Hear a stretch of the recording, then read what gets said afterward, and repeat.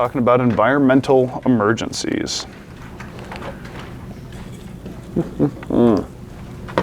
Okay, so transparently with environmental emergencies, these are very low frequency type calls depending on where you live, right? So for example, we're going to be covering things like jellyfish stings, which I kind of mentioned, which I was informed by Dex that there were jellyfish here, so, you know, I'll eat those words. But then it's also things like deep water descent, deep water ascent injuries, things that, yeah, we have deep water here, but not the typical deep water that you're thinking of. Like, when I'm thinking of these deep water dives, it's more of the people who are doing it in the ocean and they're attached to that line and they drop and they have the riser. But regardless, it is something you could run into. And if you plan on not working in this state, this is stuff you could see, okay? So medical, now also before I get too far, there are things that definitely will apply. Hot and cold emergencies are also included with this. We see both ends of that spectrum here because obviously it gets very cold and it gets very hot, okay? So we'll talk about it. But medical emergencies can result from environmental factors, with certain populations having higher likelihoods of, or being at higher risk for them, right? Children and old people. That's big demographics, especially if we talk about hot and cold, okay? Both of them, it's kind of funny as you're born a baby, you become an adult, and then as you get older, you kind of revert. There's a lot of things that revert to a similar presentation to being a baby. And that's not just, you know, the fact that old people wear diapers sometimes, right? It's more of the fact that like their skin thins out, babies have thin skin, they have less adipose tissue, so they're not well insulated. So a lot of these things will tie together. Also, if we have people who have chronic illnesses, these environmental factors can kind of potentiate that, okay? And then especially if we're talking heat, people who overexert themselves. Has anyone ever been in a gym that's small, it's upstairs, it's hot, it's summertime, and everyone's getting a little bit lightheaded by the end of their workout, right? It's the kind of thing that will start to show up. We're not invincible. So when we're talking about the different emergency types, these are the ones we will cover today. Hot and cold, water, pressure related, lightning related injuries, and then envenomation. If we're talking envenomation, what do you think we're talking about? Snakes. What? Snakes. Snakes. What else? Poisonous. Poison, yeah, toxins, right? Spiders, snakes, jellyfish, lizards. We're gonna talk about them. Okay, so exposure. Now, if you think about it, or if you have looked at your trauma assessment sheet, you will notice that expose is gonna be a section you will have to, you'll have to apply, right? We're not talking about quite the same exposure as that sheet. So when it comes to your exposure, we're talking about being out in the elements. So different factors that can play a role, your physical condition. So people who are ill or in poor physical condition do not tolerate extreme temperatures well, right? Both ends of the spectrum, they do not do well, okay? Age, once again, is a factor. Talked about it, how old people revert kind of back to a similar body type to children, right? So babies, infants, children, and older adults more likely to experience temperature-related injuries and illness, and we'll talk about that a little deeper. And then our nutrition and our hydration plays a role, right? Now we've all heard probably 1,000 times, make sure you're drinking your water, you get your headaches, so on and so forth, right? If you're gonna be outside, make sure you're drinking water, stay hydrated. You'd be surprised at how many people don't do those things, even though we all know those are things we need to do, right? But a lack of food or water can also aggravate hot or cold stress. And then certain substances can also make that worse. For example, alcohol changes the body's ability to regulate temperature. There's other things that can play into our hydration, things like caffeine. High doses of caffeine is a diuretic, meaning it makes you pee. So that if you drink a lot of caffeine and you don't drink a lot of water, you're just further dehydrating yourself, okay? And then environmental conditions can play a role as well. So conditions that can complicate environmental situations, the air temperature, humidity, wind, right? So anyone ever been somewhere where it's really hot and really humid at the same time? It is absolutely miserable, right? It is going to be an added factor that you will deal with. Fortunately here, we don't have a ton of humidity. And then extremes in temperature and humidity are not needed to produce injuries. Just because, for example, we'll talk about cold. Most of my cold emergencies I've had has not been people laying outside in the winter. Most of my cold emergencies have been like old people who have fallen down in the shower on a Friday. People don't notice they're missing till Sunday, and they've been on a linoleum floor naked and wet for 2 days, right? That's still a factor. They're gonna drop their body temperature down to room temp, right, which is around 70-ish for most folks, okay? Questions on anything so far? Okay, so we're gonna start with cold. Okay, so cold exposure may cause injuries to feet, hands, ears, nose, and then at worst cases, the whole body, right? Whole body, we're entering that hypothermia, that low body temperature. Now, if we look at this list, besides the whole body, feet, hands, ears, nose, are any of those necessity to survival? No. Has anyone ever watched movies where people got frostbite before or seen someone get frostbite? It's hardly ever on the torso. It's the structures that shunt the blood away, right? Our body will pull blood from areas that are not important for survival in survival situations. So it tends to be the feet, hands, ears, and then the nose as well, okay? And then there are 5 different ways that we can lose body temperature as a whole, okay? The first method of body temperature loss is conduction. Okay, so I'll give you the definition, then we'll talk about it. Excuse me. So, transfer of heat from a part of the body to a colder object by direct contact. By extension, you can gain heat if the substance being touched is warm.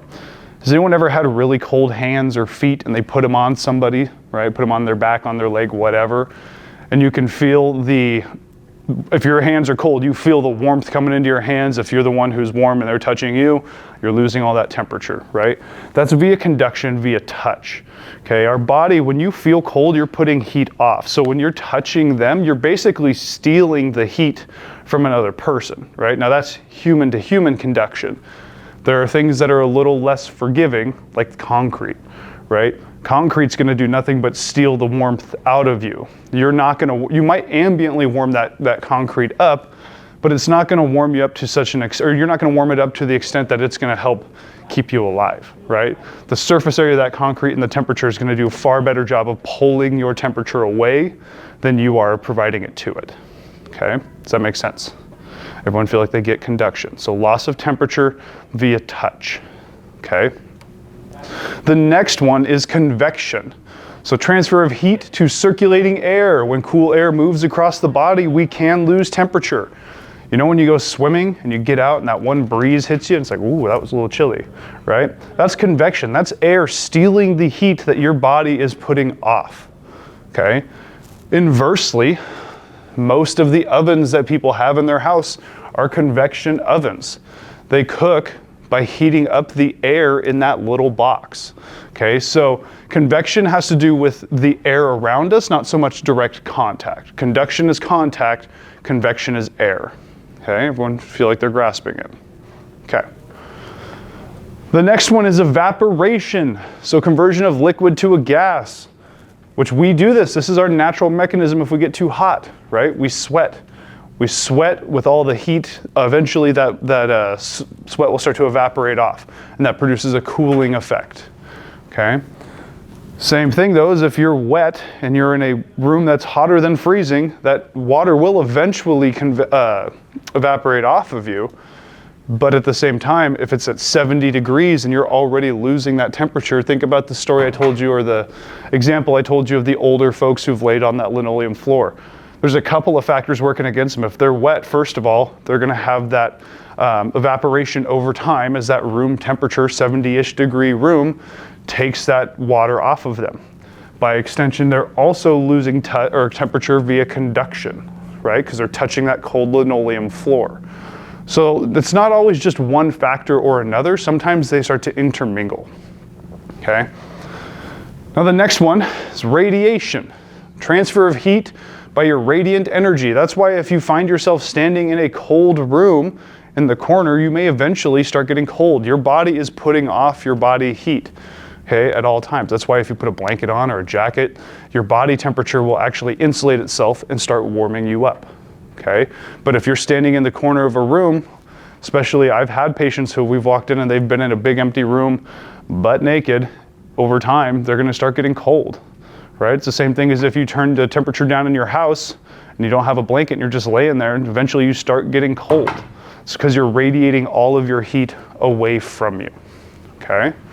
So we have conduction, we have convection, evaporation, radiation, and last one is respiration, okay? When we breathe, right? It's the same thing if you've ever had someone breathe on you, right? If you go and breathe on someone, it's hot air versus if you blow on them, it's colder air, right? But we lose temperature with our breath. We are ambiently heating up air all the time in our lungs, in our nasal passages, okay, in our mouth. That's the whole point of our nose. Fun fact, not whole point, but there are specific structures in our nose that's their job, is to heat that up via just that touching that surface area. But respiration, so body heat loss as a warm air in the lungs is exhaled into the atmosphere and cooler air is inhaled, right? So another example, when it's cold outside and you walk outside from being in your nice warm house and you take a big breath of that cold air, you feel that cold air in your chest. That will eventually start cooling you down. Okay, now our body has a lot of different mechanisms to avoid heat loss. Okay, so for example, what normally happens when we get really cold? What's a natural reflex? We shiver, right? What happens with movement? What's a byproduct of movement? Heat, right? The production of body heat is a byproduct of movement. That's why when we get too cold, we start to shiver, your teeth start to chatter, because your body is trying to force you to move to continue to generate heat. Flip side of that coin, if we get too hot, we already talked about it, what does our body do? If we get too hot, we sweat, right? Make sure you know what those two factors are. What are our natural mechanisms? The reason we need to know is because when those mechanisms stop working, we need to be able to recognize that, okay? Because we're starting to hit a point of danger. So the rate and amount of heat loss or gain by the body can be modified in 3 different ways. So increase or decrease in movement or heat production, i.e. movement, okay? You can move to an area where heat loss can be decreased or increased, right? Sitting in the shade on a sunny day, going inside when it's cold out, right? And then wearing the appropriate clothing for the environment. Counterintuitively, I went to college in southern Utah where it was very, very hot, about an hour outside of Las Vegas. Everyone assumes like, oh, that's tank top season all the time. You'd be surprised at how many people wear long sleeves in hot areas. Reason being is there's less sun exposure directly to skin, and it actually helps to preserve body temperature, okay? It's kind of counterintuitive, but it makes a huge difference. I can tell you, after seeing teammates pass out wearing tank tops at practice when it was 110 degrees on turf. Okay, questions on our temperature losses or gains, on the methods we can do so with? Okay, so we're gonna start talking about the cold side of things. So hypothermia, hypo being low, thermia being temperature. What's our normal body temperature? Can somebody tell me? 98.6, yeah, so 98-ish is how I kind of describe it. I've seen people, normal healthy people, anywhere from 96.8 all the way to about 99.2. That's kind of the normal range, but 98.6 is about the average. So if our core temperature starts to drop below 95 degrees, we are starting to hit hypothermia, okay? So body loses the ability to regulate its temperature and generate body heat, with eventually our key organs for survival, i.e. our heart, starting to slow down, okay? Well, with slowed heart rate comes less perfusion. Less perfusion to the brain, altered mental status can start to show up. The mental status will deteriorate because we're losing perfusion, which will eventually lead to death. Does anybody know the best way to get a core temperature? The rectum, rectal thermometers. Does anybody know how to tell the difference between a rectal and an oral thermometer? It's the taste.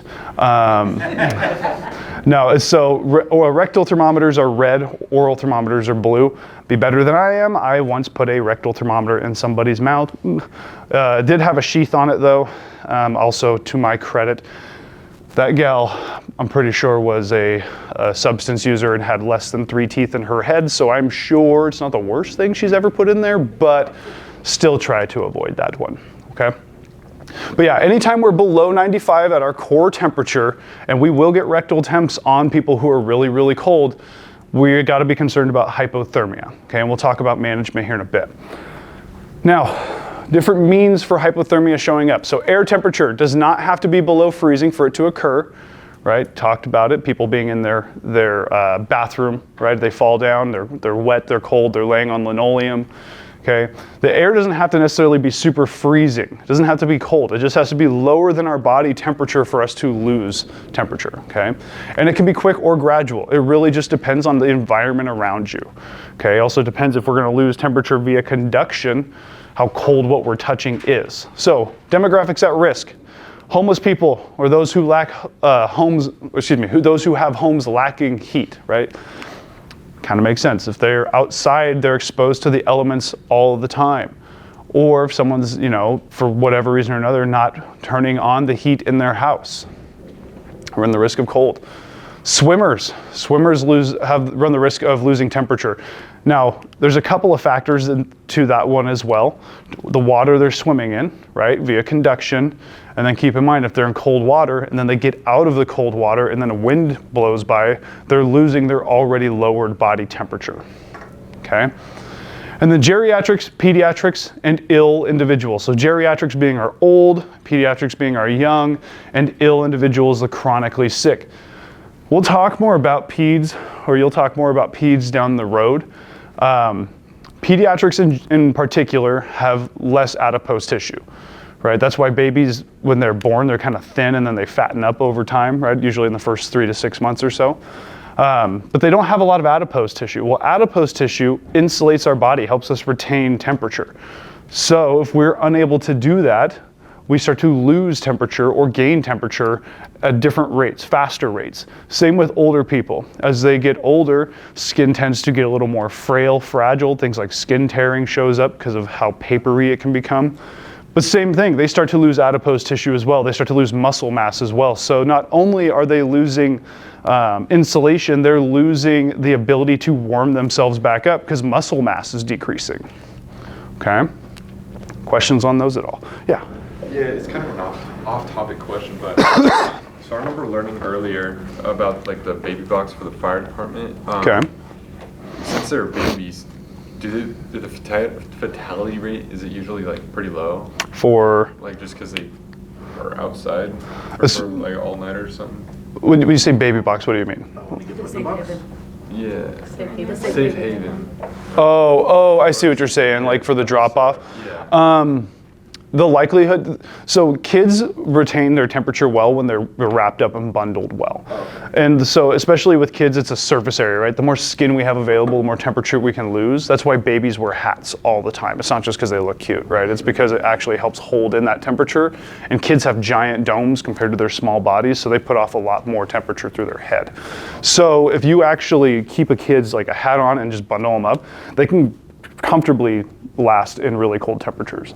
Like for example, in Scandinavian countries, it's not an uncommon thing for them to put their babies in strollers, and while they're in the coffee shop or restaurant, they'll leave their stroller outside. And it's cold there, right? Like Norway. Yeah. They are wrapped in like super. Yeah, they're all bundled up, but I've seen videos of them walking up and they're covered in snow and they're just fine. They sleep the best Yeah. too. I think those baby boxes have like an alarm once the baby goes in and tells dispatchers. Notify. It probably triggers straight into the house itself, the firehouse, more than likely. Yeah. Did you have a question, Daniel? No. Oh, okay. Cool. All right. Just because we're on a timetable, any other questions on this guy? Okay. So let's keep moving. So this is the table. It's in your book. I want you to pay attention to.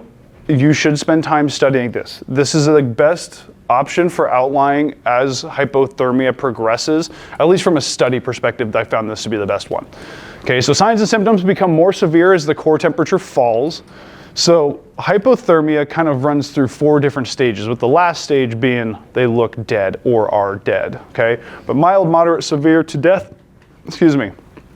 And you can see here the temperature ranges, right? So for mild hypothermia, the core temperature hits 95 to 93. For moderate, 92 to 89. Severe is 88 to 80 degrees, and then less than 80 degrees is where we start having that appearance of death. Because remember, the heart rate slows down, okay? Another thing is that we'll talk about it here in a bit, when we start hitting the moderate line, we stop shivering. Our body stops trying to protect itself, okay? So spend time in this table. We're gonna break them all down as we progress, but for your study, this is gonna be a good one, okay? The coldest person I've ever seen, if I remember right, we found him behind a tire business. He was 87 degrees at a core temperature. Pretty cold, homeless individual. He made a really cool tire fort though to sleep in, so, you know, perks. So, how do we assess general temperature? So keep in mind that we also are gonna be exposed to the elements. We run calls outside, and you can't control if you're on a call outside to another call outside to a call inside to another call outside, right? You just never really know what it looks like. So keep in mind the temperature of your hands is gonna be a factor, okay? So typically, when our hands get cold, what's the first thing that gets really cold on our hands? What was it? Yeah, our fingers, right? That's why when we assess, we want to use the back of our hand. The back of your hand has more temperature receptors than your palm, okay? So you are able to get a better sense of temperature there. So pull back your glove, place the back of your hand on the patient's abdomen. We want to stay towards the core, right? The core being chest, abdomen. That'll give us the best, most accurate core temperature, at least via feel. Once again, to get a true accurate temperature core-wise, we need a rectal temperature, okay? But yeah, try and keep your hands warm or cool in the summer times. I was a big proponent for myself that on the way to calls when it was cold, I would shove my gloves in the heater vent before I put them on. That way, if I was outside, I had warm hands. But then inversely, if it was really hot, I would put my gloves into the AC vent, cool them off, just to keep my hands cool, because in the summertime and you're wearing gloves and lots of layers, you will sweat through them, promise. Okay, so for mild hypothermia, occurs when the core temperature is 93.2, but less than 98. So that 98 to 93 range, okay? Patients usually alert at this point and shivering. So this is kind of be the introduction to, right? They're becoming hypothermic. Now their pulse rate and respirations are gonna be rapid. The body can still accommodate for this at this time. They're compensating, right? So the faster our heart beats, the faster we breathe, the more motion we have. It's another last ditch effort to start warming ourselves up. Okay, and then at that point in time, the skin may appear red, pale, or cyanotic, right, depending on the exposure of cold.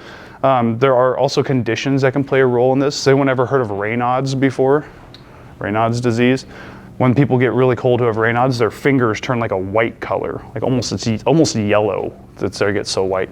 And it's because they're shunting blood away. Okay, but red, pale, just depending. Red, if you think about like anytime you've seen someone who walks inside from a cold, like windy situation and their faces, their cheeks are all flushed up, right?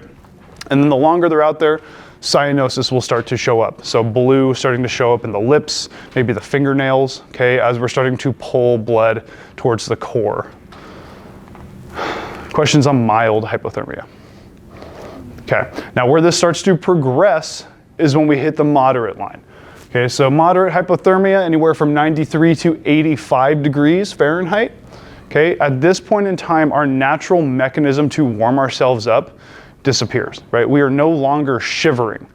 With decreased shivering, we have total decreased muscular activity. So once again, the body is not able to warm itself because we're not moving.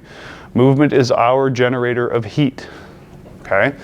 Which will then start to progress to severe hypothermia, core temperature of less than 86. This is when they're gonna start becoming lethargic and they kind of stop fighting the cold. They're kind of rolling into the fact that things are not going well. If you've ever watched any like movies on Everest or any documentaries on Everest and people who have frozen to death, there's always that point where they just kind of accept that this is what's happening, right? That's when they're starting to hit that severe hypothermia. Now, this is not necessarily a death sentence, but it does complicate things because at the same time they're getting so cold, we do not want to warm them up too fast. That can actually cause their heart rhythm to start going into VTAC, VFib, okay? Just because we're taking them from one extreme to another. When it comes to warming in hospitals, they will oftentimes do this gradually over 24 to 48 hours.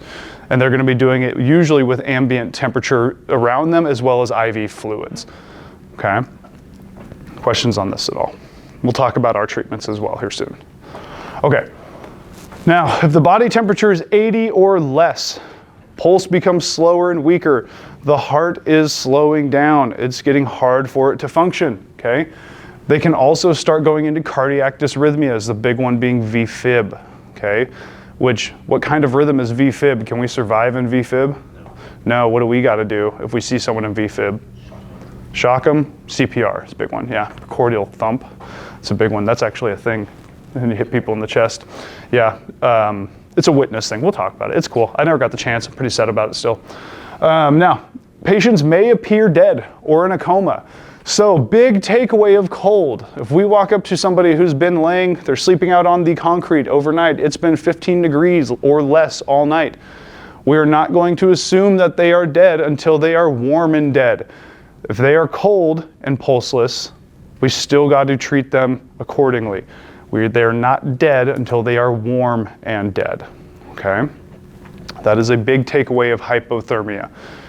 We got to be careful, because another thing too is that if we shock this patient, if we run a code on someone who's cold, the likelihood of them staying in VFib is pretty high. The likelihood of us, if we're too aggressive moving people that are too cold, we can actually jostle them and create a fight or flight response, and their own epinephrine will throw them into VFib. Okay, so we got to be careful with our hypothermics. Careful with the handling, careful with the packaging, drive smart. Questions at all on hypothermia? Okay, I'll show you guys a video of an actual call that I ran. I didn't take the video, but it was a water immersion in February. A gal crashed her car into a pond you may recognize on a pretty big road here. And we'll talk about all the management and stuff after. So we're gonna move into a local cold stuff. So hypothermias are systemic, right? Remember when we were talking about the body parts affected, hands, feet, nose, ears, right? And then whole body, that would be hypothermia. The local emergencies or local injuries are gonna be more of the hands, feet, ears type thing. So most injuries from cold are confined to whatever body parts are exposed, okay? And it's a progressive thing as well. Frostnip, immersion foot, which is also known as trench foot. Has anyone ever heard of trench foot before? Take care of your feet, y'all. It's not fun. And then frostbite being the most extreme at the end of that. So some examples here. So for the first one, right, we've got frostbite starting to develop in the hands. We have swelling. You can see it on the nose here and then down on the toes. And then on this toe, it's starting to get purple, which means we're losing perfusion, right? So that toe is actually running the risk of starting to die. And then you can see pretty severe blistering as well across the rest of the toes. Now, this is the beginnings of frostbite. These are still fairly salvageable extremities. We will see when they are not salvageable here soon, okay? So important factors to determine the severity of a cold injury. How long were they exposed to it? How long were their hands, nose, ears out? How cold is it outside in general, okay? And then is there anything wind-wise? Is it windy enough where that's also taking away temp via convection as well, right? So if we think about it, you know, if we're thinking like Everest, someone's on a snowy mountain, they're gonna lose temperature from conduction touching that snow, but convection, if there's wind chill, that's gonna be a big deal. I mean, I'm sure you guys have all seen when you've walked outside, it's like, oh, it looks beautiful, and it feels like 42 degrees when the thing on your phone says 58 degrees, right? And that's because it's windy. Wind will drop temperatures very, very quickly. So, other underlying factors. Are they exposed to wet conditions? If we're cold and our shirt is wet, are we ever gonna warm up if we keep that wet shirt on? No, right? You're gonna maintain that cold. Same thing, inadequate insulation from cold or wind. Are they exposed to it generally? Are you wearing clothing that has restrictions to it, right? Is it tight clothes? Are your shoes tight? Because remember, if we're wearing tight clothes, we're already pressing on our circulation. We're not doing ourselves any favor. So if we start getting cold on top of that, we're essentially clamping down or finishing the clamp down that the tight clothes are doing. Fatigue can start playing a role. If you're tired and you're exposed to the elements, right, you stop kind of fighting a little bit sooner. And then poor nutrition, especially with cold. People who are extremely skinny tend to do poorly in cold because once again, they do not have that adipose tissue to help insulate them, okay? And then other factors that can play a role, right? If someone's on substances, because substances obviously will alter the patient's mentation there. So, people pass out drunk in a field overnight and it's cold. A high likelihood of freezing to death. We had a family friend of ours, he was an alcoholic. He actually ended up dying in his vehicle up in northern Idaho because he got too cold, right? He was intoxicated, he drank, it turned out to be like half a fifth of vodka. But he was pretty intoxicated, and then he slept in his car overnight and it was sub-zero temperatures. There you are, right? He wasn't alert enough to even understand that he was getting cold because of the substance. Hypothermia can also play a role, right? The colder you are, obviously cold emergencies or injuries are gonna start showing up. Why is diabetes on there? Can someone maybe give me a guess as to why diabetes affects cold? Insulin? Say it again? Does it have anything to do with insulin? I'm deaf, Alma. Insulin? Yeah, so maybe insulin. Insulin can cause this. Can we add to this? What do diabetics typically get? High or low? Blood what? Blood sugar, right? High or low blood glucose. Yeah, so you're on the right track, right? If they get hypoglycemic, they have too much insulin, and their blood sugar goes low. Hypoglycemics tend to become altered just from an internal presence. So if they're altered and running around outside, there's a risk we can potentially have cold emergency. I know there was a call that was ran by, I believe it was a Boise firefighter I was talking to, but it was a gal who was hypoglycemic, ended up having a hypoglycemic seizure in her backyard because she was walking around altered in her backyard, and then it snowed. And they ended up finding her under a mound of snow. Now, it didn't help that the seizure, she was post-ictal, but there are things that play a role, right? It's not just you're outside and cold. Our pre-existing conditions can make this worse. Heart disease, if you have a bad job circulating blood, you're not circulating warmth very well, okay? And on top of that, if things start to slow down, that doesn't help. And then age, which I feel like we've covered fairly well.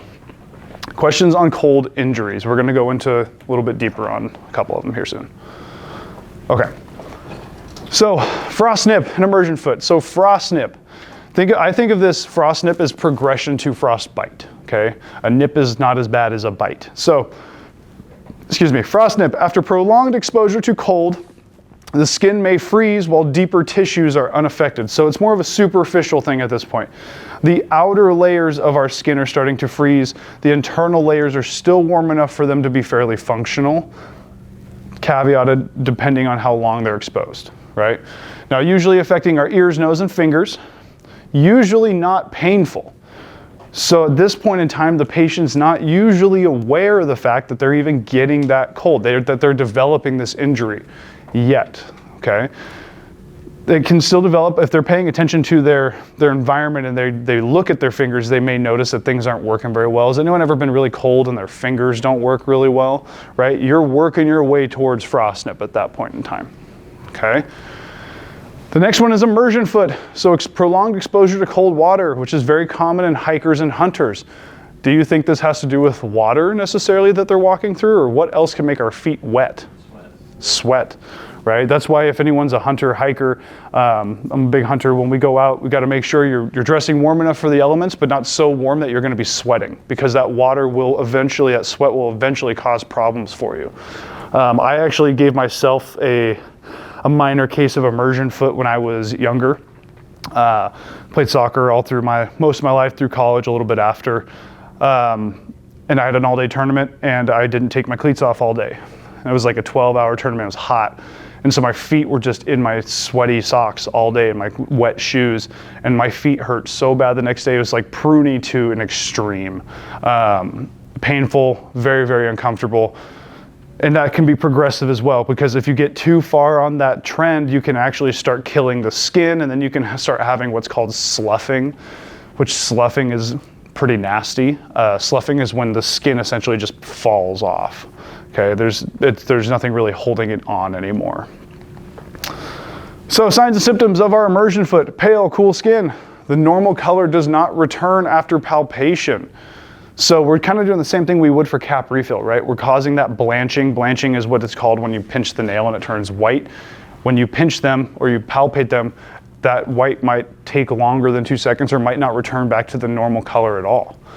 Skin of the foot may be wrinkled, and then loss of feeling and sensation in the injured area will progress, right? It's progressive. Once again, as cells start to die, It's hard for things to feel pain if they don't exist anymore, right?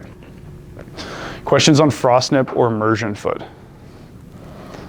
Does anyone ever, yeah? Is immersion foot kind of tied to trench foot? Yeah, they're the same. Yeah, similar thing. Yeah. Has anyone ever experienced trench foot before? Good. Change your socks, take care of your feet. Do not want it. Okay, frostbite. So these fingers are pretty spent. Likely that they're going to amputate the fingers, depending on the extent of the damage. Obviously can't tell by this image. But this is what, has anyone ever heard of gangrene before? Gangrenous infection? This is what gangrene will start to look like, okay? It starts as a black color. When our cells start to die, it's called necrosis, okay?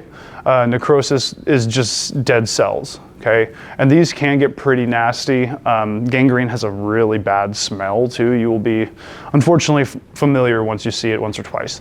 Now, most serious local cold injury is frostbite, because now at this point, as compared to frostnip where the external layers are freezing, we're freezing all the way through, okay? And then if it gets gangrenous, if it is this dead, they will have to cut it off. That's why if you've ever, once again, documentaries on high mountain climbers, a lot of them are missing pieces of their nose or pieces of their ears if they've had frostbite, because they have to physically cut it off, because if they don't, that's just going to be a massive infection site that can eventually progress into sepsis, okay? So if we see or some signs and symptoms of frostbite, if we touch their skin and it's got a hard, waxy feel, kind of feels like a wax figurine, that's a red flag. That's starting to become gangrenous, okay? If the injured part feels firm, if we push on all of our extremities, even just the pads of your fingers, there's a little bit of give to them. If you touch their finger and it is pretty firm, that's a red sign or red flag, big bad sign. And then blisters and swelling can also present, because remember, we're freezing them in layers, right? So that top layer is going to start freezing and expanding as the under layers are freezing. And then the depth of skin damage will vary, right? It just depends on exposure length, the temperature outside, wind, right? But superficial frostbite, only the skin is frozen. With deep frostbite, it's the deeper tissues. So if we go back to this image, this is an example. This is deep frostbite starting to hit the tip of this person's fingers, okay? He's frozen almost to the bone, if not to the bone, okay? And then you may not be able to tell superficial from deep frostbite in the field. Yeah. It's a tough thing, right? Your job is just to recognize frostbite. From there, we don't have the means out there necessarily yet to see how deep that freeze is going, okay? Questions on frostbite? Cool. Okay, scene size up. There's a couple of these scene size up things. I'll skip through them for the most part, but I think it is important to note, it's gonna be cold outside. You are going to be working in a field where it is hot and it is cold, and you're going to be outside in both of them, okay? Make sure you dress accordingly, dress appropriately. We had issued beanies, but for a long time it was just bring your own beanie, as long as there was no logo or a blacked out logo on it, because you can't advertise for other people as a first responder. But wear the stuff, okay? Wear the things you need. If you need to wear, I used to wear Under Armour as well, like turtleneck Under Armour. Especially for like the first freeze of the year, or if it's really windy and rainy. There's a couple times where we'd be driving back to station. One in particular comes to mind. We're driving back to the station on the freeway, and we came upon a wreck that hadn't been called in yet. It was raining and it was windy, so it was like that sideways rain, and I only had one thin jacket over the top because I didn't plan accordingly for the day. It was miserable, and I was out there for about an hour, okay? Keep that in mind. And then by extension, you will be out there when it's extremely hot, and we'll talk about what to do then, okay? Number of patients, nothing's really changing there. Primary is about the same, right? ABCs, remember circulation, if they're really cold, is gonna be disrupted, okay? Transport, likely gonna be fairly quick. Get a history, that way we can, more so the history if we come upon a situation, kind of like I was saying with the hypoglycemic gal, right? She's passed out in the yard under the snow because her blood sugar was so low, she wasn't able to, cognitively make the choices of what she was doing. Hands-on, remember it's secondary, we gotta get hands-on. We want to assess for that frostbite, so that hard, waxy, firm skin. And then likely reassess every 5, depending on the severity, every 15, right? Okay, so what does our management look like? First things first, let's get them out of the cold and into a warmer environment. If they are wearing wet clothes, we need to remove said wet clothes. And then make sure they have dry blankets underneath them, and we have dry blankets to put on them. You will be cutting their clothes off, trauma naked, all the way down to the bare skin. Everything's off, okay? We cannot afford to keep cold clothing on them because it's only going to slow down their ability to warm up, okay? Now, if available, you can give the patient warm humidified oxygen. To humidify oxygen, you just put saline in a nebulizer. Most ambulances, at least the ones that I was in, we had a warmer for our IV bags generally, so you could just use the warm saline from there. Okay, because remember, we can gain and lose temperature from respiration. Handle them gently. Remember what I said about their heart being kind of fickle at this point in time. Okay, if you're too rough with them and we stimulate a fight or flight response, their epinephrine that they produce will throw them into VFib or VTAC. Okay, don't massage any extremities. Can someone tell me why we wouldn't massage extremities? You don't want cold blood headed towards the heart. Cold blood. We can extend on that. What does blood do if it's not moving forward? It coagulates. Yeah. So if they're getting cold and heart rate's slowing down, blood slows down, so blood starts to clot. So the likelihood of them starting to develop clots because of stagnant blood is also increased. So we don't want to run the risk of breaking anything loose, okay? And then don't allow them to eat or use any stimulants because of that cardiac activity, but eating because at that point we're gonna start pulling blood to the stomach because that's where the digesting organs gotta go, right? The digestive organs need blood supply also. And at that point in time, the last thing they need is for their core to stay warmer if their hands are freezing off, okay? For mild hypothermia, if they're alert, shivering, and responding appropriately, right? That's gonna be at that end where they're just cold. They've been out in the cold for a while. Get them in a warm environment, remove wet clothing. Now this is when we can do what's called active warming, okay? You can put hot packs or hot water bottles on the groin, axillary, which is armpits, and then the cervical region, so around the neck. Why do you think we want to put them here? That's where you have the big arteries. Big arteries, yeah. So what is the thought with this? What do you think we're trying to do? Slowly warm up those areas that'll Yeah. warm up everything else. Yeah, exactly. We're warming up their blood, right? If we warm up their blood, they're circulating warm blood. If you're really cold, that's something you can do. You can put hot packs under your armpits. By extension, and we'll talk about it, you can do the same thing if you're too hot. You can put ice packs in your armpits. Or one that I would do on shift is I would run my wrists, because your radial artery, I'd run my radial artery under cold water for about a minute. Start circulating cooler blood. When I was in medic school, my roommate that I lived with at the time, he ended up moving to like Kentucky, just randomly. And I couldn't afford that place by myself, so I moved back to my parents' camper, like a winter, right? That camper got insanely hot through the summer months, so I slept most nights with ice packs in my armpits. And I can tell you for sure, it helps, okay? We can also give them warm fluid by mouth at this point. We don't typically carry drinking water or anything like for the patients to drink because most of the time, we don't want them drinking things because realistically, if they go to a hospital and they get like a CT scanner, the last thing they want is for that person to throw up into a multi-million-dollar machine. And then you can imagine how the headaches will progress after that, okay? For moderate to severe hypothermia, we do not actively rewarm these people. If you warm them up too fast, they run the risk, once again, of going into a cardiac dysrhythmia. This is the one where they typically the hospital will typically take 24 to 48 hours and slowly warm their body up to avoid complication, okay? The whole goal of moderate and severe hypothermia is to avoid heat loss, okay? Get them out from the cold. Once again, take off their wet clothing, cover with a blanket, transport.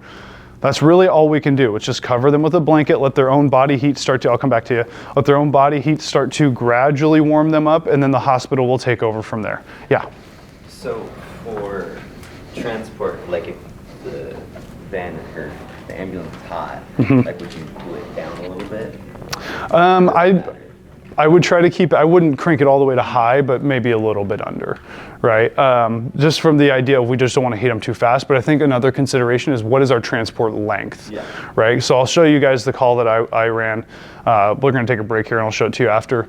but we are less than 5 minutes from a hospital. At that point in time, is like, crank it up, let's just get her where we gotta go, right? So the factors to consider before going into that. Does that help clarify a little bit? Yeah, about like more and like longer.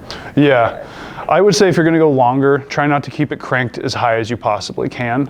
Warm is great, we want them to be warm, but we don't wanna heat them too quickly, more so. Yeah. Is it just wet clothing that you remove, or is it always the clothing? Because no matter what, if something's cold and it freezes, when it warms up, it starts getting damp, correct? Correct, yeah, so you're gonna be cutting clothes regardless. So whether they're wet or... Yeah, wet or, yeah, you cut the clothes off. Yeah, because it's the same thing as like in survival situations. You take your clothes off and then you snuggle. Sounds like a weird thing, right? If there's another person with you, but that body heat warms you up. If you have clothing, it's another barrier preventing that warmth from hitting you as well. So yeah, you're right, those clothes are gonna stay cold. Just cut them off. Yeah, nice, okay. Okay, so let's talk about these and then we will take a break. So, emergency care for local cold. Remove them once again from the cold. We don't want it getting worse. If they have that frostbite, handle it really gently, because remember that's dead cells. We don't want to risk, squeezing that and pushing toxins into circulation. Okay, wetter restricting clothes, take them off. Right? That includes things like jewelry as well, slip jewelry off, and same with hot. Try and take those off, because if they start to have inverse swelling going on, that's just, they run the risk of losing fingers or hands because of their own jewelry. Okay? Now, if transport's delayed, we can consider active rewarming. So with Frostnip, we're gonna use contact with a warm object, right? Because it's only that exterior layer. So get out a hot pack, get out a, what's the word I'm looking for, IV bag. So another thing, our hot packs, most hot packs, those poppable instant hot packs, they hit upwards of 130 degrees. That is hot enough to burn our skin, right? So make sure, especially because they can't feel it, we're wrapping that in towels. There's another hot pack type deal we use called the trans warmer, and that's actually for babies when they're born, because we don't want it to get too hot and burn their skin. You could consider using something like that. That hits more of like that 98 to 100 degree, okay?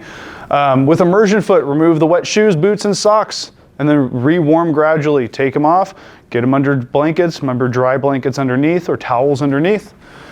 If it's a later deep cold emergency, we do not want to rewarm, because once again, we run the risk of spreading those toxins from the dead cells around. And then never rubber massage because of the clotting. So for rewarming, if it's frostbitten, we got to put it in water that's anywhere between 102 and 104. I would say, once again, circumstantial to where you are. If you're within, I'd even say upwards of 20 minutes of a hospital, this might be more harm done than good. Okay, but if we have prolonged transport times, something we have to consider. Dress them in dry, sterile dressings. Once again, dry so that we can avoid further cooling them off with our saline. Okay. If there's blisters, and this is just every blister, don't pop blisters. You're just creating infection sites. Anytime there's an open wound, infection can gather, okay? And then never attempt rewarming if there's any chance that part may freeze again. The last thing we want to do is thaw something just for it to refreeze in a different method, essentially, or a different space. Questions at all on this, on any of the cold emergencies? Yes, ma'am. Something in the book was talking about not allowing them to walk. Yeah. Why is that? Can you remember what demographic they're talking? Is it like what level of cold? No, I don't know. Okay. Typically, if they get really, really cold, if we're talking hypothermia, it's movement, because when we move, we circulate blood. So we don't want to walk them too much because we can push clots, right? That's a big one there. If it's going to be something like trench foot, immersion foot, just save the foot a little bit, save them from potentially causing secondary damage to the damaged tissue already existing. Yeah, that help a little bit? No? Oh, no, Okay. Just making sure. Okay, last one, and then we'll get into heat. If you're at risk of hypothermia, if you work in a cold environment, you are at risk, right? Like I said, we are exposed to the elements. In cold weather, search and rescue if possible in your area. Make sure you're aware of whatever survival training, if you're gonna be someone who does search and rescue on top of whatever your 911 gig is. They will have specific training, survival tips for you. And then, like I said before, wear appropriate clothing. I would always venture to say, bring more clothes than you're gonna need, right? You'd rather have it and not need it than need it and not have it, okay? Questions at all on cold exposure and you? Okay, let's keep rolling. So moving, we talked all about cold. Let's start talking about hot. So heat exposure. Hot environment, the body will try to rid itself of excess heat. We do so by sweating. We also do so by dilating our blood vessels, okay? We're trying to slow blood pressure down. By lowering our blood pressure, we have less warm blood touching things, right? We still obviously need that, but so moving forward, so heat exposure, so hot environment, right? Our body tries to get rid of heat by sweating and dilation. Now, removal of clothing and relocation to a cooler environment is also an option. Remember that clothes are going to trap heat. They're going to trap cold as well. Okay, but the big thing, get them away from that temperature they're experiencing. So we have hypothermia. Now we'll move into hyperthermia, a core temperature of 101 or higher. Now, if this was not due to the elements, what would we call a temperature like this? A fever, right? So this is situational. If someone's been in their house and they have a temp of 101, I don't think it's, unless the house is super hot, which old people's houses typically are very, very hot. But for the most part, if it's gonna be something medically induced, we're thinking fever. But this is where, once again, we're talking about the environment. Now, some risk factors for the heat, okay? High air temperature, right? If the air around us is hot, the heat that we're putting off, because when you put heat off, your body's trying to regulate, it's gonna stay present, so you're gonna stay warm. High humidity. We kind of asked earlier, people have been in places where it's really hot, really humid. It's hard to cool off. My mom's side of the family is from New York, and it gets really, really humid over there, and we used to go all the time. And when I was probably, I don't know, 10 years ago or so at this point, I went out there and it was like 75% humidity, and I think it was like 85 degrees outside, and I got so hot I was starting to hit a panic attack. Couldn't cool off because obviously the air around me is hot and there's moisture on top of it. It wasn't until I sat inside of a car with the AC on that I finally started to chill out a little bit. But yeah, you'll start to panic too when you get too hot. People's mindset kind of changes. If you're not used to the heat, that makes a difference. Has anyone ever lived somewhere really hot before? You get really used to that. Like I said, I went to school in southern Utah. Summers on average were about 113 degrees during the day. And so when it would be 85 or 70 degrees in the fall time, I would be putting on hoodies.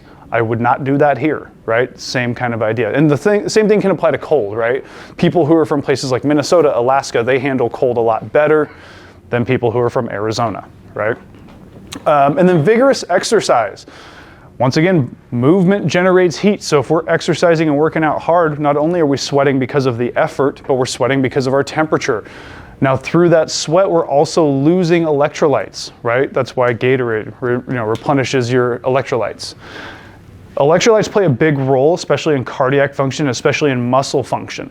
Every muscle in your body, every fiber works with an exchange of sodium and potassium. So if we have not enough of one or too much of another, or one of them, we can start seeing problems show up. But for example, cramping. When you cramp, what do people tend to tell you to do? Drink water. What else?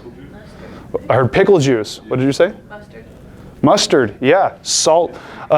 Even eat a banana, right? Potassium helps with cramping. You drink the pickle juice for the electrolytes. Same with mustard for the electrolytes. When I was in college, because it was hot, we would cramp up. They used to give us crackers to lick the salt off, or we would eat mustard packets. Pretty common thing, but it'll help with those cramps. And that's because of the electrolytes. Now, people with the greatest risk of heat illnesses, children, especially newborns and infants, once again, they are not insulated. They can't preserve their own temperature, so outward temperatures will impose the same threats onto them, okay? Geriatric patients, thinner skin, especially with sun exposure, they can go into heat emergencies. Patients with heart disease, COPD, diabetes, dehydration, and obesity, all those can be leads into heat-related illnesses. Heart disease, if we have a heart rate that's really, really fast, we're circulating lots of blood and its body's essentially super warming itself based on that. COPD, because they air trap. So if they're breathing hot air, they end up holding hot air. Diabetes for similar reasons, just this time it's hot outside. Dehydration, if you're dehydrated at baseline, you're gonna lose more hydration levels as you're exposed to the temperature. And then with obesity, bigger folks have to work really hard to move, right? They have more mass to carry, so their body is generating more heat. That's why a lot of the morbidly obese folks that you'll see, they're the ones who are wearing like shorts in the wintertime, right? Because their body is insulated, over-insulated. And then patients with limited mobility, they get stuck out in the heat. That's something we actually run into more often than you'd think in places like nursing homes. If a person in a memory care facility is standing outside in their little courtyard and they have a wheelchair, they have a walker, and they're having a hard time getting around, I've been on several calls where older folks in homes have been stuck outside because of their own mobility issues, and that's just increasing exposure. The longer you're exposed, the higher risk of heat-related problems. So this is going to be a progression as well. Okay, so similar to mild, moderate, severe hypothermia, but this has different presentations with heat. So the first thing, one of the most common ones when it comes to heat, and honestly even just exertion, is cramping, heat cramps. So painful muscle spasms that occur after vigorous exercise. Does not always have to be vigorous exercise, and I'll tell a story to outline that. Does not occur only when it's hot outdoors, right? If we're in a tight packed room and there's 7 to 10 people in a very small room, all exercising, all sweating, temperatures are gonna go up because they're putting body temperature off, as well as the humidity because of the sweat. Okay. Now, as far as the exact cause, not super well understood. The theories are, as I was saying earlier, having to do with electrolyte imbalance, which is pretty typical. And then usually occurs in the legs or abdominal muscles. Now, going back to the vigorous exercise, does not have to be vigorous exercise. One of the worst cramping I've ever seen was a call I ran for a gal who, older gal, like mid to late 40s. She was outside all day for about 7 to 8 hours working in her garden in the summer. Didn't drink any water. When I showed up, she was cramping everywhere. Like her biceps were cramping. So to uncramp them, we'd straighten her arms. Well, then her tricep would start cramping. Quads and hamstrings doing the same exact thing. She was literally just a bound up ball of muscle. Okay, and that's because of the temperature exposure, because of the dehydration, because of potentially the loss of electrolytes, is the theory. Okay? Questions on cramps at all? These are similar to the ones that you get when you work out too hard, right? Or if you're anything like me, you get that one cramp in the middle of the night, that calf cramp from hell that grabs you. Maybe it's just my demons, I don't know. Okay, yeah. Is that the first sign of heat? Yeah, of heat issues is cramping, yeah. So this will be the first step. Yeah, thanks for stopping me, Eli. Yeah, heat cramping will be the first step, and then we will progress forward into heat exhaustion. Now, heat exhaustion is gonna be the most common illness caused by heat, with the causes typically being hypovolemia, right? We're getting a low volume, because remember, we don't have to lose just blood to become hypovolemic. Things like water and electrolytes leaving us at any variation is gonna play a role. So vomiting, diarrhea, right? And when people get too hot, vomiting and diarrhea is not an uncommon finding either. So it's only making the problem worse, okay? High humidity, the moisture around them is hot, okay? So they're not cooling off, and even when they go somewhere cool, it's still hot. And then exertion in poorly ventilated areas, talking about those gym situations like I mentioned earlier. For anyone who has plans to ever travel to Asia, in the summertime, their humidity levels are insane, okay? Like, I was in Japan last April. They were telling me that the year prior in June, they had hit 100% humidity to the point they had to squeegee their ceilings off to get moisture out. Yeah, wet and hot, like 97 degrees Fahrenheit, 100% humidity, miserable. Which is why a lot of them wear very porous clothing, fun facts. But moving forward. So signs and symptoms of heat exhaustion: dizziness, weakness, syncope. What does syncope mean? Someone tell me? What? Fainting. Fainting, passing out, yeah. Tomato, tomato. Done falling out if you're gonna be from down south. Yeah, syncope is to pass out, right? If we have mass vasodilation to try and cool ourselves off and we stand up too fast, gravity beats the blood from your brain essentially, and you pass out. Nausea, vomiting, headache. You might see cold, clammy skin. They might start getting pale, okay? Dry tongue and thirst. Look for dry mucous membranes. So look at their lips, their nose, their tongue, their mouth. And those can be indicators of heat exhaustion. Excuse me. As far as vital signs go, it's gonna be fairly normal though. okay? With the one that might be a little bit different is going to be that body temperature, okay? If they're prolonged exposure, they might start to hit the that hyperthermic region. Yeah. So if you have like widespread vasodilation, would that change your blood pressure? Yeah, you'd see a drop. Yeah, and that's why typically when it's hot, people's blood pressures are a little bit lower until they start to panic, and then the panic response brings it back up. So in heat exhaustion, it's relatively normal, expecting a little bit lower. Potentially. Potentially. Remember, the body will compensate for that. Even though they're dilating, the heart rate will still go up, right? So you might see that accommodation. And even go up, it's not saying like tachykardically go up, but if they're normally at 70, they might be at like 90, right? Yeah, good question. So heat exhaustion is the next step. Questions on this one? Okay, now the last one, the final progression, heat stroke. They have been out in the sun for far too long. Nice thing about heat stroke, nice, but it's not super common because most of the time if people get too hot, they take measures to cool down, right? That's just inherent, that's instinctual. They go sit in the shade if they can't get access or if they can't go inside, right? Now occurs when the body is subjected to more heat than it can handle and normal mechanisms are overwhelmed. So what is our normal cooling mechanism? Sweating. So at heat stroke, they stop sweating. Their body is saying, hit me again, they can no longer protect themselves, okay? And then if untreated, heat stroke will always lead to death, okay? You'll start to what we call denature or kill the cells due to temperature, okay? So eventually, if you do not get out of the sun, you will die, which is why things like big sandy deserts are dangerous because there's nowhere to get shade, there's nowhere to cool off, it's constant sun exposure, okay?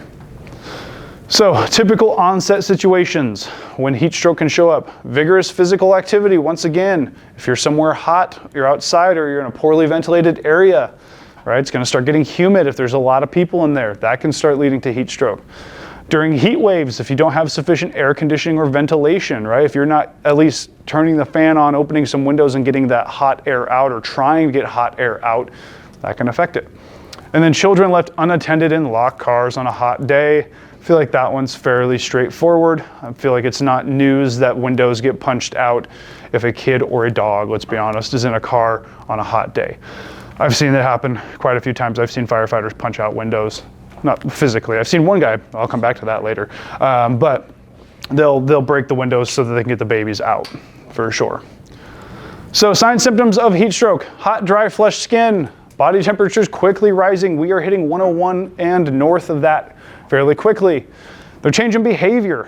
People's minds don't tend to work very well, or they start making rash and irrational decisions when they get too hot.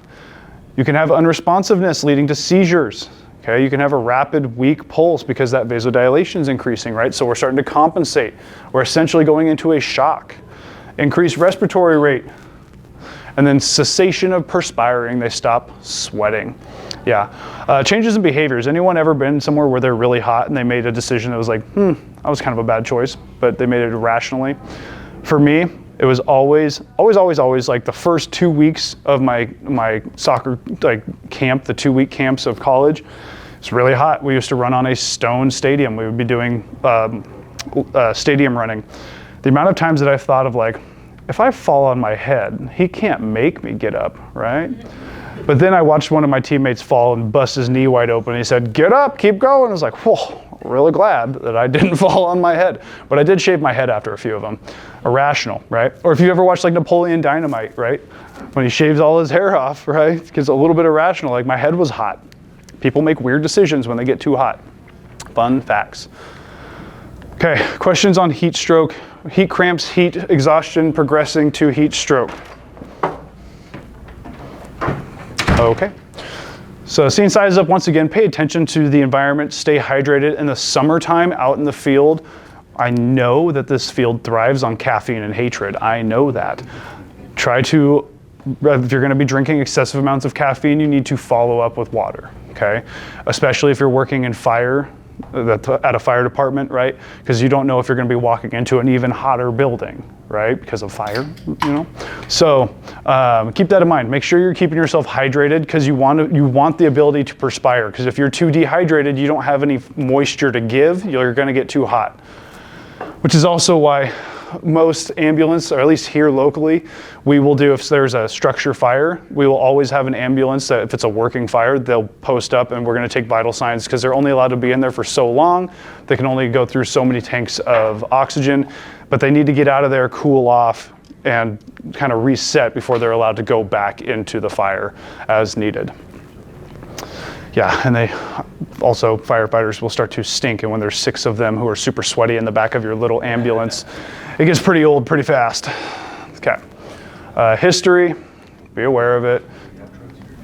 I would say another good question to ask is diuretics, any meds you take. Once again, diuretics are medications that are designed to make you urinate. Okay, there are conditions like people who are really edematous, who have like a lot of like edema, typically like diabetics, type 2 diabetics can get that as an example. There's plenty of other conditions that'll cause it, but they can be prescribed diuretics so that they can urinate the excess fluid off. So if someone's taking diuretics, they're out in the sun, they haven't drank a lot of water, they're already setting themselves up for failure.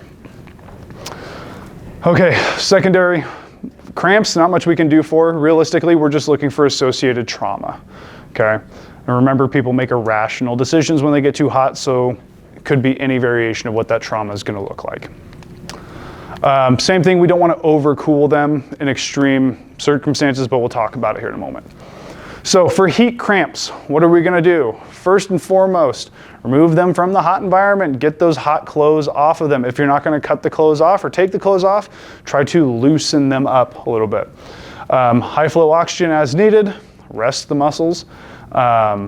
If you can replace fluids by mouth, once again, we don't carry a lot of water. So if they have it in their house, wherever we're at, let's try and get a hold of that. And then cool the patient with water spray or misting if available. Sorry to disappoint, not a lot of ambulances I've been on have had that comfortable mister, you know, like you're sitting out at a patio. Just gotta make it work, get it cool. For heat stroke, get them out of the hot. What? Oh, sorry. For heat stroke, get them out of the hot. Move the patient out of the environment into the ambulance, right? Set the air conditioning all the way up. Ambulances are really good at 2 things, generally, being really bumpy rides and being way too hot all the time. So even when that thing is set all the way to hot, it's still gonna be, or to cool, it's still gonna be pretty warm in there, okay? Remove clothing, administer high flow oxygen as indicated, and assist ventilations as needed. I have a question. Yeah. So for a person that's freezing, you don't want to warm them up too fast. Is that not the case When we get to heat exhaustion, we got to be a little bit concerned with it. And taking the body from one extreme to another rapidly just breeds problems, essentially. With heat stroke, what am I looking for? No, heat exhaustion, sorry. Yeah, it's not on here. With heat exhaustion, we can start active cooling though. Kind of the same thing. We're in that middle zone, they're just a little bit overheated.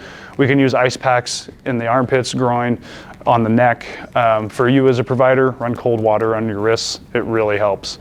Next time it's really hot out, try it out and you'll be surprised at how quickly you start feeling a little bit better. Did it help? Okay. Yeah.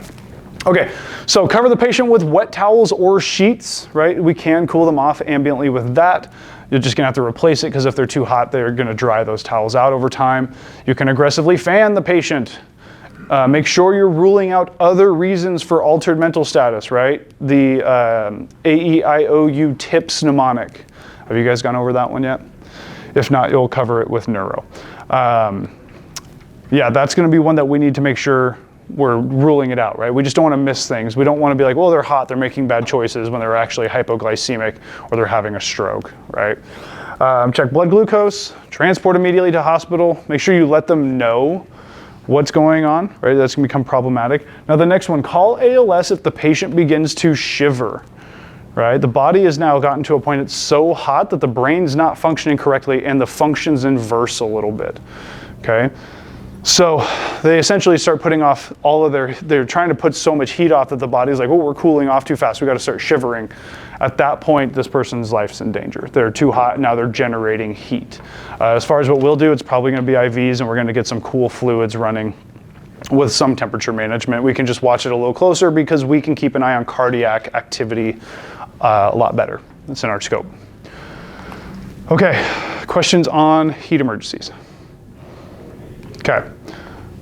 So drowning, this has to do, summertime here. This is a training that we had to do at Ada County pretty frequently, yearly, just to make sure we stay on the same page and you're up to date with things. And we'll talk about, or I'll show you a video of a drowning, because there's something that happens in drownings that people don't often talk about. They don't show it in the shows. They don't mention it.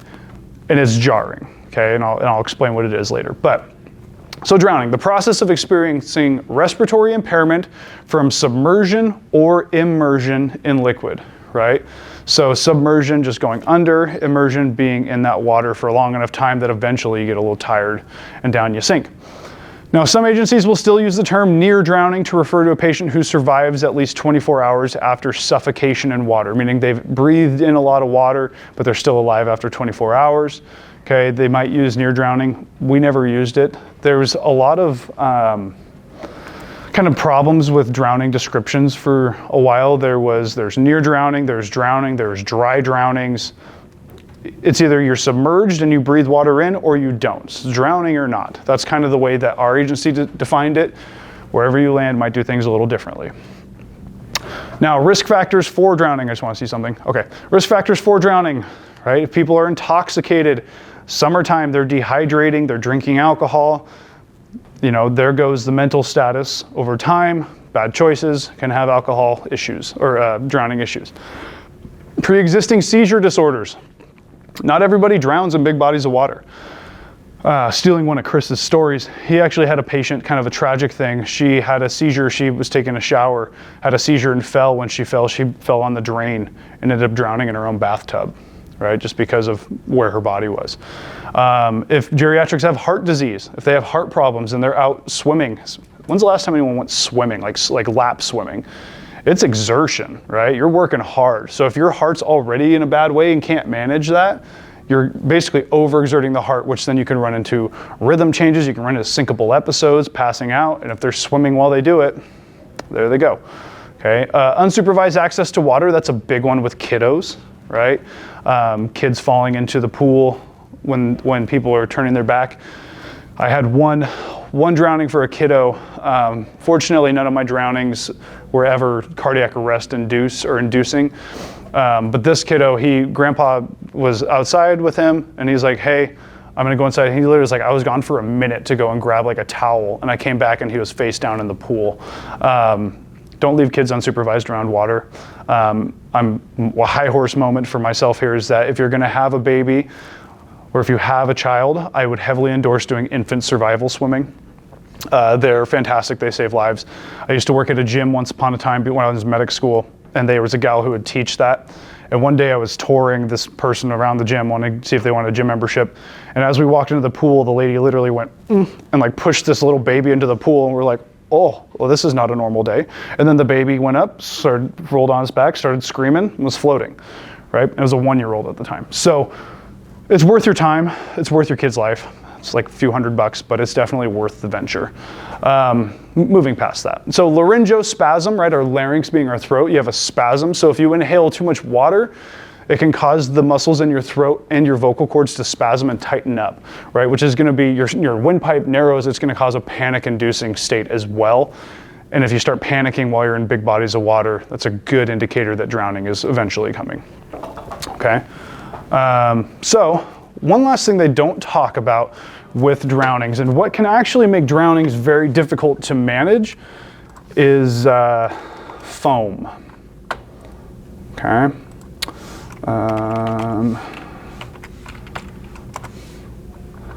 Okay, so I'm gonna turn the sound off on this video and I'm gonna give a little brief explanation. So this is in India, so you're gonna see some things that we will not do. You're also gonna see a couple of nasty feet. I'm gonna keep it quieted because it's a bunch of people yelling in Farsi, and I doubt anyone in here speaks Farsi. But when people drown, inside of our lungs, we have a fluent called surfactant. Surfactant has a pretty important job. It lives in your alveoli, and its job is to keep the alveoli open. And it does so via surface tension. Like when you look at a pond and it's still and not moving, and you skip that one stone and that surface tension breaks, right? But by that surface tension, it holds it open. Well, if people get fluid in their lungs, they start to wash that surfactant out, okay? And it produces a foam. Now here's the kicker. You will never be able to suction that foam out because it will never stop, okay? So with most drownings, the way we were trained is the first thing we're doing if we see this is we actually start with rescue breaths right through the foam. You're breathing right through that foam. Because worst case scenario, or best case scenario even, a bit of both, you're pushing that surfactant back to where it needs to be so that we can kind of recruit more alveoli. Alveolar recruitment goes up, so oxygenation improves. And it can be pretty dramatic. So I'll show you. I believe this is mother and son. You'll get a better clear view of the foam here in a moment. There's that nasty foot I promised. Obviously chaotic scene.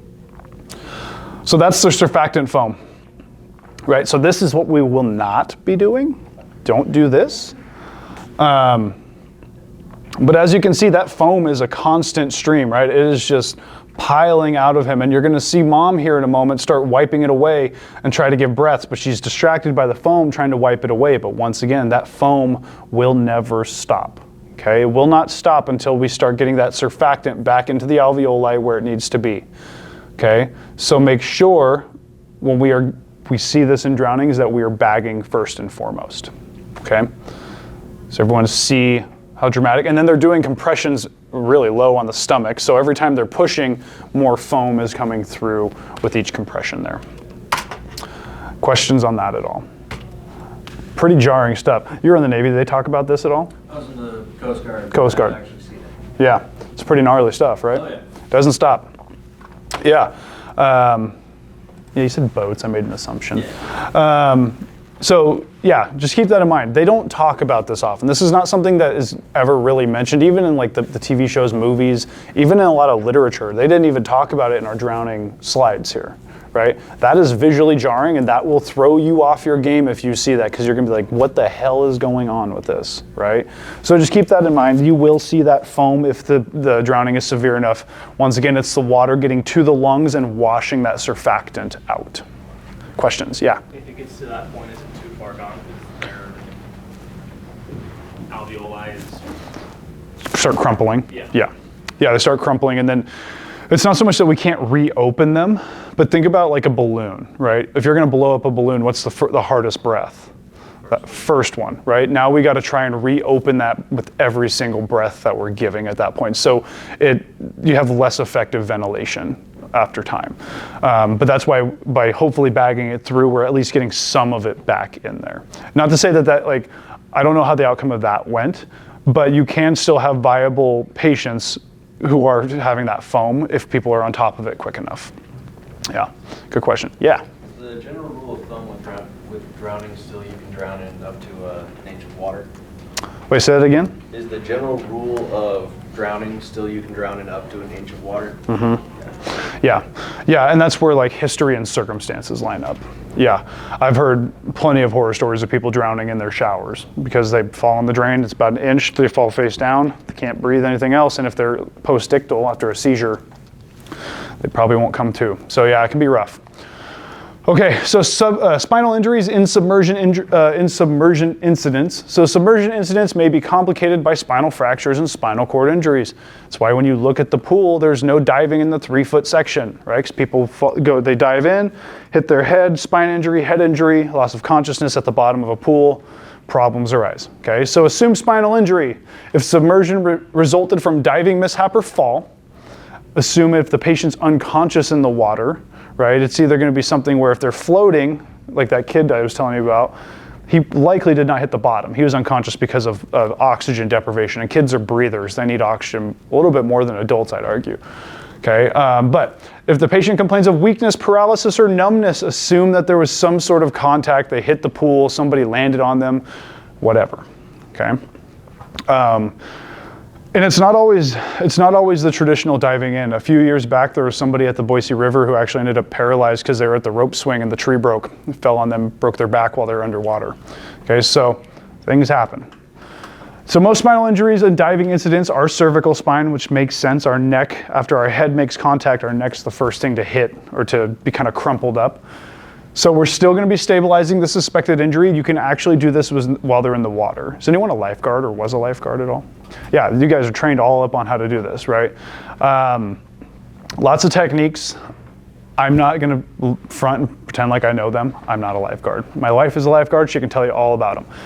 So what I would endorse is that get them to some sort of floating mechanism, right? Get them up and out of the water, and then get there as soon as you can get somebody to stabilize that head in place, hold the torso, then we can collar them up, okay? But as far as specific techniques go, you'll have to look into those on your own. Okay, so water safety, we do quite a few water rescues. It's pretty prominent fire skill, but all of us are trained to a degree on how to do this. So water rescues are usually handled by specialized rescue personnel. So reach, throw, and row, and then reach, throw, and row, and only then go, right? So here locally, Boise Fire has a dive team. They're very, very good at what they do, dive team. They are called out for most water rescues. Now, if for me, they don't want me getting in the water, right? Because the first rule of EMS is keep yourself safe, because if you can't help others, right? So we had throw bags, rope throws. So if we see somebody, like if we're on a bridge and the river's running underneath, we would throw the tow rope out so that eventually they could grab it, and then we could start pulling them to safety to the side. But if you're planning on going to fire and you're a water person, look into the dive teams. It's great. I will say it is really funny though if you run a call with the dive team after they've had a dive, because they all show up in their black spandex and you're like, who are these clowns, right? It's the dive team. They just got done doing cooler stuff than what I'm doing, so it's fine. Okay, so for recovery techniques, if the patient is not floating or visible in the water, an organized rescue effort is necessary. That's the dive team. Once again, they all are scuba certified. They will go underneath the water. They will look for what we need to find, or who we need to find. With the specialized personnel, once again, snorkel, mask, scuba gear, all in their wheelhouse there. They also have I believe it's a jet boat. So they can go in lower levels of water so that they can get across for sort of rescue type stuff. For resuscitation. So once again, they're not dead till they're warm and dead. So if they're in cold water, we can't call that a code quite yet, or we can't call that a deceased individual. They are still probably workable. Now, never give up on resuscitating a cold water drowning victim, because remember, hypothermia, you guys have all, or I'm sure, familiar with the concept of like cryostasis, right? If people freeze their body, they can last longer. Like if you've ever seen Futurama, right? That's like the whole background to that. But cold will slow down the organs. By slowing down organ functions, it can actually protect them where they have less oxygen, okay? So when we get them out, we still need to prep for cardiac arrest management. You just got to be careful about shocking these patients. Likely, or typically with cold, which I should have covered this in hypothermia, we will only really defib them one time. Because oftentimes, if we don't get it then, we need to start getting them warmed up, and we're going to run that cardiac arrest all the way until we're at the hospital, okay? And then our diving reflex. The diving reflex may cause immediate bradycardia. That's a human reflex, right? We get too cold, we get into cold water, our heart rate slows down as a self-preservation method, okay? So don't be surprised if they're bradycardic after they come out of cold water. It's pretty standard, right? It's actually instinctual. Okay, questions at all? Okay. Okay, so now we're going to talk about diving stuff. So they break it to 3 different categories. There's the descent, so the way down, there's the bottom, and then there's the ascent. The ascent is the way up, right? The bottom being while you're underwater. Now, descent injuries caused by sudden increase in pressure as the diver dives deeper into the water. As we get deeper into water, what happens to the pressure around us? It increases. That pressure goes up. Right? So the breath in our lungs is going to maintain. It's going to stay there. So as we start going down, that pressure in our chest stays, but then we have now exertional forces around us as well. Okay, so this can start putting our lungs, our sinuses, even our ears, teeth, and face into danger. Okay, lungs, if you think about things like pneumos, because they're holding that pressure in their chest, and now there's more pressure around them, it could cause a shift and a pop in that lung. Now, the pain forces the diver to return to the surface, which is going to equalize the pressures, and the problem will clear up on its own typically. Now, there are going to be issues with the speed of ascent. The faster they go up, you can also run into problems, okay, and we'll get to that. But another thing, if they're diving really, really deep, the pressure increases. It's not uncommon for the tympanic membrane to rupture. What's another name for our tympanic membrane? Yeah, it's on that TV. But yeah, the eardrum, right? So you can rupture the eardrum, which means now we have water getting into that middle ear space and starting to affect bone conduction as well, okay? So cold water may enter the middle ear through the ruptured eardrum, and the diver may lose their balance, shoot to the surface, which will then lead us to ascent problems, right? So me personally, I could tell you, if I was deep diving down and my eardrum's ruptured, I'm immediately like, nope, get me up as fast as you can. Well, that's where we can run into some issues, and we'll talk about it. So, at the bottom, right? So when they're underwater and they're floating there in that in-between time, there's rarely ever a lot of true medical emergencies that'll happen, at least on our end. Typically, if there's going to be a medical emergency, it would be something like a pre-existing condition that's leading to what's going on, right? But for the most part, it has to do with faulty driving gear, okay? Diving gear, good words. Inadequate mixing of oxygen and carbon dioxide in the air that the diver breathes, right? So if their oxygen tank has issues, their masks have issues, that's where they're going to start having problems, okay? Now, accidental feeding of poisonous carbon monoxide into the breathing apparatus. Remember, our body has a higher affinity for CO than oxygen because nature's kind of lazy. Our blood would rather carry one oxygen molecule than two. Well, the air we breathe, the oxygen we breathe is O2. Carbon monoxide is CO, so there's one. It'd rather grab the one than two because it's less work, right? Now, this can also cause drowning or a rapid ascent. I can't remember where I saw this. It's like a PBS documentary my dad was watching when I was younger. But there was a guy who would do the competitive deep diving. They'd have like the rope, so he would dive all the way down. They would hang out for a while, and then they would ascend up. And it was like, who could get the deepest, who can hold their breath the longest, you know, human competition, nature things. Well, this guy ended up dying down there because the ascent button for his rope, because they hold onto a handle that'll pull them up, the ascent thing broke. And so he ended up being like, I think it was like 30 or 40 meters underwater and couldn't get up quick enough, so he ended up drowning at the bottom. But, like I said, fairly rare as far as a true medical thing goes. It has to do mostly with faulty equipment. Now, ascent injuries, first of all, we got to be pretty aggressive with resuscitating these folks because they're going to need oxygenation pretty bad. But this is where we also run the risk of air introduction, right? So once again, we have that pressure in our lungs. We are maintaining that pressure in our chest. Well, now we're going up as fast as we can. What's the water pressure doing around us? It's going down. So that's going to be a massive switch in pressure. So the pressure in our lungs is going to be greater than the pressure around us. Okay, so this is going to be the most dangerous and most common scuba diving emergency. Bubbles in the air, in the blood vessels, right? So we're going to start circulating air at that point. We have excess air pressure that's going to start pushing faster into our vasculature, so we can start to develop air emboli. Okay, so remember with an embolism, PEs, strokes, heart attacks, it doesn't have to be a blood clot. Tends to be typically medically, but anything in our blood that's not supposed to be there can cause an embolism. Air, amniotic fluid, fat tissue, bone marrow, right? Those are all potentials that can cause us to push blockages around. So the air pressure in the lungs remains at a high level while once again that pressure around them is decreasing. So it's just basically increasing the pressure in the lungs as everything around us is diminishing. So this comes through that decompression sickness as well. Okay, so this is what's also known as the bends.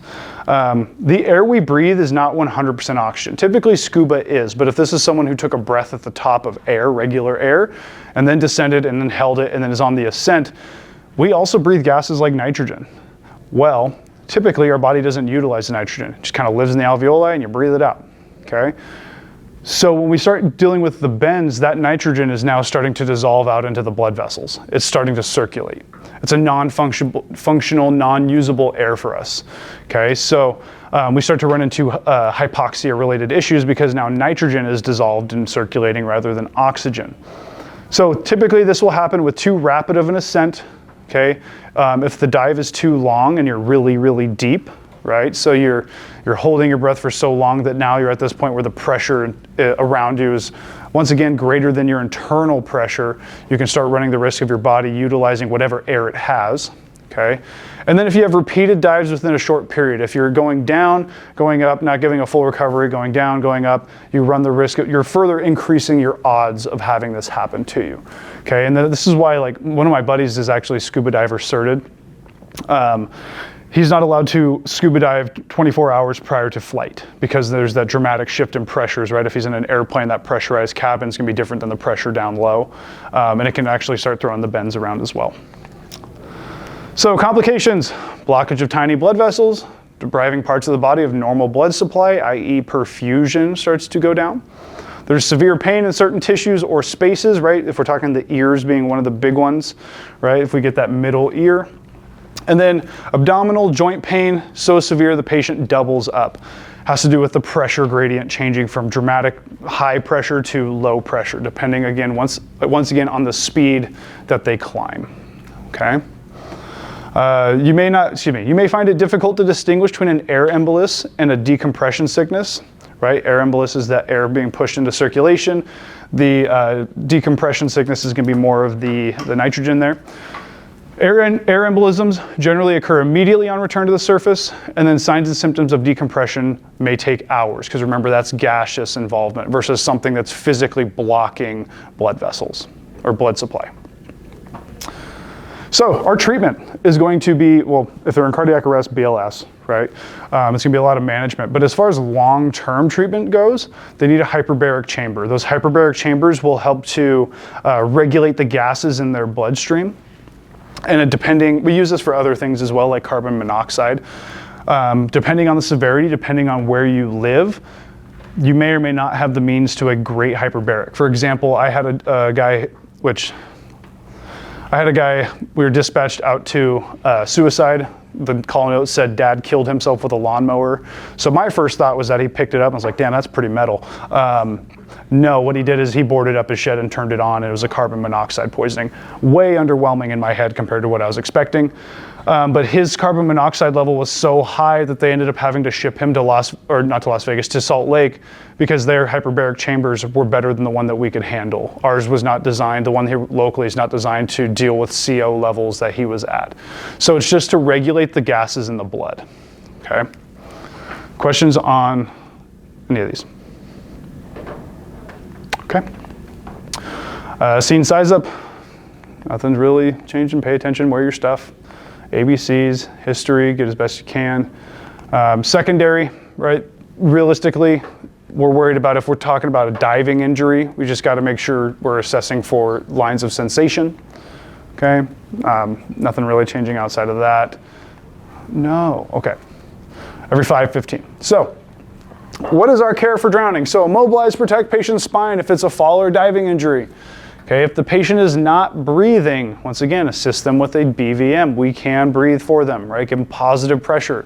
If they're in cardiac arrest, we're gonna run a code, okay? Chest compressions, BVM. Depending on the temperature of water, we might also have to consider hypothermia. Okay, cover them with a blanket. Remember also, hypothermia, got to be careful in our cardiac arrest situations, okay? So these can be a little dicey. Now, once again, these are very dependent on where you live and the activities that people do. Here in our little mountain town, we don't often deal with deep water diving submersion issues like this.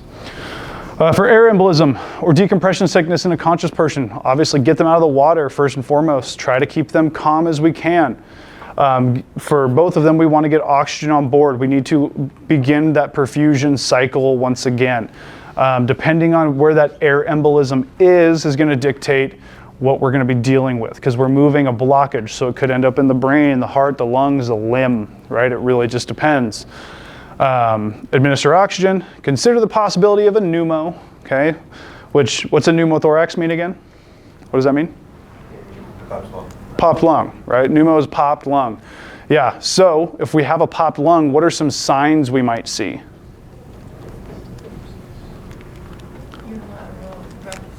Yeah, unilateral, did you say breath sounds? Yeah. Unilateral breath sounds, yeah, very good. What about if I'm just watching their chest, what would that look like? Yeah, unilateral chest rise, right? If we have that popped lung. And then if it starts progressing, you'll start seeing signs of JVD because now the lung's not circulating very well, so blood's backing up. You might also see tracheal deviation. If I popped my right lung, and I'm like that for a while, my trachea will literally start to shift over the good lung to open that air passage up as best it can.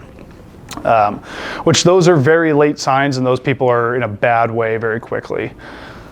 And then provide prompt transport. Okay, questions at all? Cool. Let's keep on moving. So other water hazards, pay close attention to body temperature, right? Depending on the water they're in. People can have breath holding syncope. They held their breath for way too long. So a person swimming in shallow water may experience a loss of consciousness caused by decreased stimulus for breathing, right? They're slowing everything down, and then on top of it, they're maybe holding their breath. Treatment is going to be the exact same for drowning. Be ready for cardiac arrest at worst case scenario. Outside of that, get them out of the water, dry them off, do what you got to do. Breath holding syncope does happen. That's why, like, I learned when I was in a young age from a science teacher, if you're a kid who decides you're going to hold your breath until your parents give you what they want, your parents should just wait, because eventually you'll pass out and start breathing normally. So eventually they will if it's just strictly breath holding. It's more the circumstances around, because if they pass out in water, obviously that's causing issues. Prevention, so appropriate precautions can prevent most immersion incidents. So all pools should be surrounded by a fence. Once again, most common child drowning is caused by adult supervision or lack thereof, right? Unsupervised water time for children is dangerous. And then half of all teenage and adult drownings are also associated with the use of alcohol because of the altered mental status. And then on top of it, alcohol is a central nervous system depressant, so it actually brings a lot of our functions down typically. So then on top of that, if we're in the water and that's cooling us down because it's cold, we're kind of doubling down on some stuff. Okay. We talked about pressures down low, right, in water. Now we're going to talk kind of the opposite. We're going to talk high altitude, so mountain climbing type stuff. So dysbarism injuries. What dysbarism is, right, so the caused by a difference between surrounding atmospheric pressure and the total gas pressure in our body. Okay, we like to have, it's kind of a give and take when it comes to how respiration works as far as atmospheric pressure and the pressure in our chest. And Kylie will talk all about that with respiratory. Okay, but essentially the pressure is there's less air pressure up high because there's less air, right? There's also less oxygen. Has anyone ever heard that when they're on a mountain, the air is thin, the air's thinner up there? The reason they say that is because there's less oxygen molecules and they're further apart, meaning they're less accessible to us, okay? So something we might start seeing, so under this dysbarism injuries, altitude illness, diminished oxygen in the air due to high altitudes. They are having a hard time breathing because there's less air. That's why you'll see in the Everest documentaries, they're breathing off an oxygen canister, okay? Now we can have central nervous system and pulmonary system effects because of the altitude as well. And we'll talk about what those look like. So second one, acute mountain sickness, diminished oxygen at higher altitudes, okay? So by climbing too high, too fast, or not being acclimated to high altitudes, you can start running into this issue. That's why, for example, like people who live in, I believe it's Nepal, right, where Everest is, they tend to actually have more red blood cells in their body per capita because there's less oxygen. So they need to grab everything available, right? They're acclimated, they're used to that environment. If you're someone who lives by a beach, you are not used to high altitude. It's not the same, okay? Which is also inversely why a lot of fighters, like MMA fighters, for example, will train in places like Denver, Colorado, to build that high red blood cell count to utilize oxygen better, so when they go to lower altitudes, they perform better, okay? Now, signs and symptoms of acute mountain sickness: headache, lightheadedness, fatigue, right? The beginnings of hypoxia. But this can progress, okay? Other signs and symptoms: loss of appetite, nausea, difficulty sleeping, once again, oxygenation to the brain. They might have shortness of breath with physical exertion. This all has to do with the lack of air around them, okay? And then the swollen face, because they're retaining, if we're losing perfusion, blood tends to stagnate a little bit, okay? So they might start to swell up. Now, like I was saying, this can progress into high altitude pulmonary edema, and then there's another one, high altitude cerebral edema, okay? So pulmonary edema, we have fluid collecting in our lungs hindering the passage of the bloodstream. What happens when we get higher and higher up is those blood vessels will constrict. With that constriction, blood doesn't flow forward as well, which causes a backflowing of fluid to accumulate in the lungs. Okay, so signs and symptoms we might see. Shortness of breath, makes sense if their lungs are full of fluid. You might see a cough with pink sputum. That's that excess blood that's now kind of seeping back into the alveoli. They might start turning blue, lack of oxygen. And then their pulse is going to increase because the body's trying to compensate for something it doesn't have. It doesn't know that there's no oxygen in the air. It just knows that it's having a hard time oxygenating. So it's like, should probably crank that pulse up. But that's kind of progressive as a problem because the heart's going to continue to work with a higher oxygen demand, but there's less oxygen available, so it can become problematic. So for the high altitude, cerebral edema can also accompany that pulmonary edema, okay, which will quickly become life-threatening. What will happen is the brain essentially becomes so starved of oxygen that it begins to swell, which is going to increase the intracranial pressure, okay? So you might start seeing maybe signs of even Cushing's triad, right, as that ICP starts to increase. But the signs and symptoms we have listed: severe, constant, throbbing headache, the brain is swelling. Ataxia. Ataxia is altered movement, okay? Once again, as that brain swells, it's pushing on bony processes. So whatever portion of the brain is making that or is suffering from that pressure, you will have corresponding effects through the body. Extreme fatigue, vomiting, loss of consciousness, all potential. As far as our treatments go though, first try and get them descending from that height, right? Remember, we don't want to go too extreme, so don't just do a harsh drop in altitude. Give them oxygen, prompt transport. This is also one that we can use our BVM, right? We can provide positive pressure ventilation. We can also assist existing ventilations or respirations, right? So if someone's breathing really shallow or really fast, we can use our BVM. If they're conscious, we're going to coach them through it. And as they take a breath, we're going to complete that breath. And then over the next 5 to 10 breaths, we're going to slow that rate down or raise that rate up, depending on the problem, until we're delivering one breath every 5 to 6 seconds, okay? Assisted ventilations, someone's having, if they're too fast, too slow, I'm saying it again, we got to hold the mask on their face. As they take a breath, we want to complete the breath to make sure it's a full volume achieved, okay? And then over the next 5 to 10 breaths, assist or adjust that rate slowly but surely until you're delivering one breath every 5 to 6 seconds. I would count out loud, coach the patient through it, okay? Keep them in the loop with their care. Questions on altitude? Okay. This is one that we could see here locally, right? Most of us who live here are used to some degree of elevation. But if we're talking like, we provide this information to like the Boise smoke jumpers, right? People who are going really, really high altitude in our area. So keep that in mind. You may see this, especially if you end up working more rural. Okay, the next one we'll talk about lightning.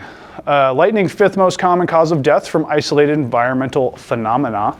Okay, targets of direct lightning strikes. Right, if people getting struck by lightning directly, people engaged in outdoor activities, and then if they're in a large open area during storms. Does anyone know how to recognize if they might be struck by lightning or the precursor to being struck? Yeah, your hair starts to get all staticked up. Does anyone know what to do if that starts happening and there's nowhere to get cover? Yeah, make yourself small. And another thing, stand on your toes. Less surface area for electricity. So you want to squat down, make yourself short on your toes, so there's less surface area for electricity to climb up you. Yeah, that's what we're looking for. So many individuals, however, when it comes to lightning, are struck when standing near an object that's been struck by lightning, with the big example being trees. That's why they always tell you don't stand under trees for lightning or in lightning storms. Okay, because if it strikes that tree, that lightning could still go through and complete its arc on you. Okay, and then because our body is essentially run by electricity, this lightning will disrupt that. Okay, so not uncommon for respiratory, which will lead into cardiac arrest or just cardiac arrest in general, to be spurred because of the lightning strike. It throws off our electrical activity in our brain and our heart, which can throw us into an arrest. Now there are also categories for lightning: mild, moderate, and severe. A mild lightning strike, which is like somebody adjacent to something that got struck, got minimal effects. Loss of consciousness, amnesia, confusion, tingling, because the nervous system's fried, right? And superficial burns. These burns typically will have an entry and an exit wound also. Electrical burns are pretty gnarly. They can get really, really gangrenous fast too. Has anyone ever seen pictures of like the scars left from people getting struck by lightning? Pretty cool, they look like lightning. I would flex that so hard all the time. Only downside is that they go away, so sorry. Moderate seizures, respiratory arrest, we can go into cardiac dysrhythmias, and once again, superficial burns start running in, we start to see those. And then if it's a severe strike, cardiac arrest, right? They're gonna go into cardiopulmonary arrest. My grandfather was actually struck by lightning when he was younger. He was out, dating himself, but he was out hanging clothes on a clothesline, or bringing them in from the rainstorm, and the clothesline got struck, and he was holding on to the wire. And it was more of a mild case because he said he woke up and he was about 40 feet from where the thing was, so he got blown back pretty good. And he said he was pretty out of it. He had the burns for a while, and then those dissipated over time. So you can obviously continue on and lead a normal lifestyle, except for the fact that you're probably the coolest person that most people know, just because you survived that. But just because you got struck by lightning does not mean you're always going to die. If it's direct, high likelihood. But if it's going to be a reverb off of something else, you have, depending on the severity, you could be mild or moderate. So as far as our care goes, one, protect yourself. This also kind of extends to power lines. If a car crashes into power lines and there's power lines on the ground, keep yourself safe. You're probably going to stay in the ambulance. You got to contact whatever power company, which here would be Idaho Power. Contact Idaho Power. They'll turn the electricity off before we get in there, because the last thing we want to do is run to help them in the car, step on a hot wire, grab a metal piece of the car that's touching a hot wire, and we get it ourselves, okay? But once we get them out, move them to a sheltered area, and then use reverse triage, right? So we got to make sure that we're looking at the most severe potential. And then if we're going to reverse that, right, we want to make sure that we're just ensuring that there's no cardiac arrest potential, even though depending on the exposure and how they were hit is going to lead that charge a little bit for us. As far as treatments go, C-spine, open the airway, assist ventilations, use AED if they're in cardiac arrest, and then control bleeding and transport. There could be bleeding. I would almost associate that more so with the secondary of being thrown into something or thrown to the ground, because electricity is going to be so hot, it could be a cauterizing wound. But also remember, with their burns, they'll have an entry and an exit, so try to locate both. Because anytime that arc completes around our heart, that's where we run the risk of cardiac arrest, okay? Questions on lightning? I know I'm moving a little bit fast, we just got some time to make up. Spider bites. So we're in the animal section, and I'm not going to front. I am not going to pretend to be the expert on all of these animals we're going to talk about.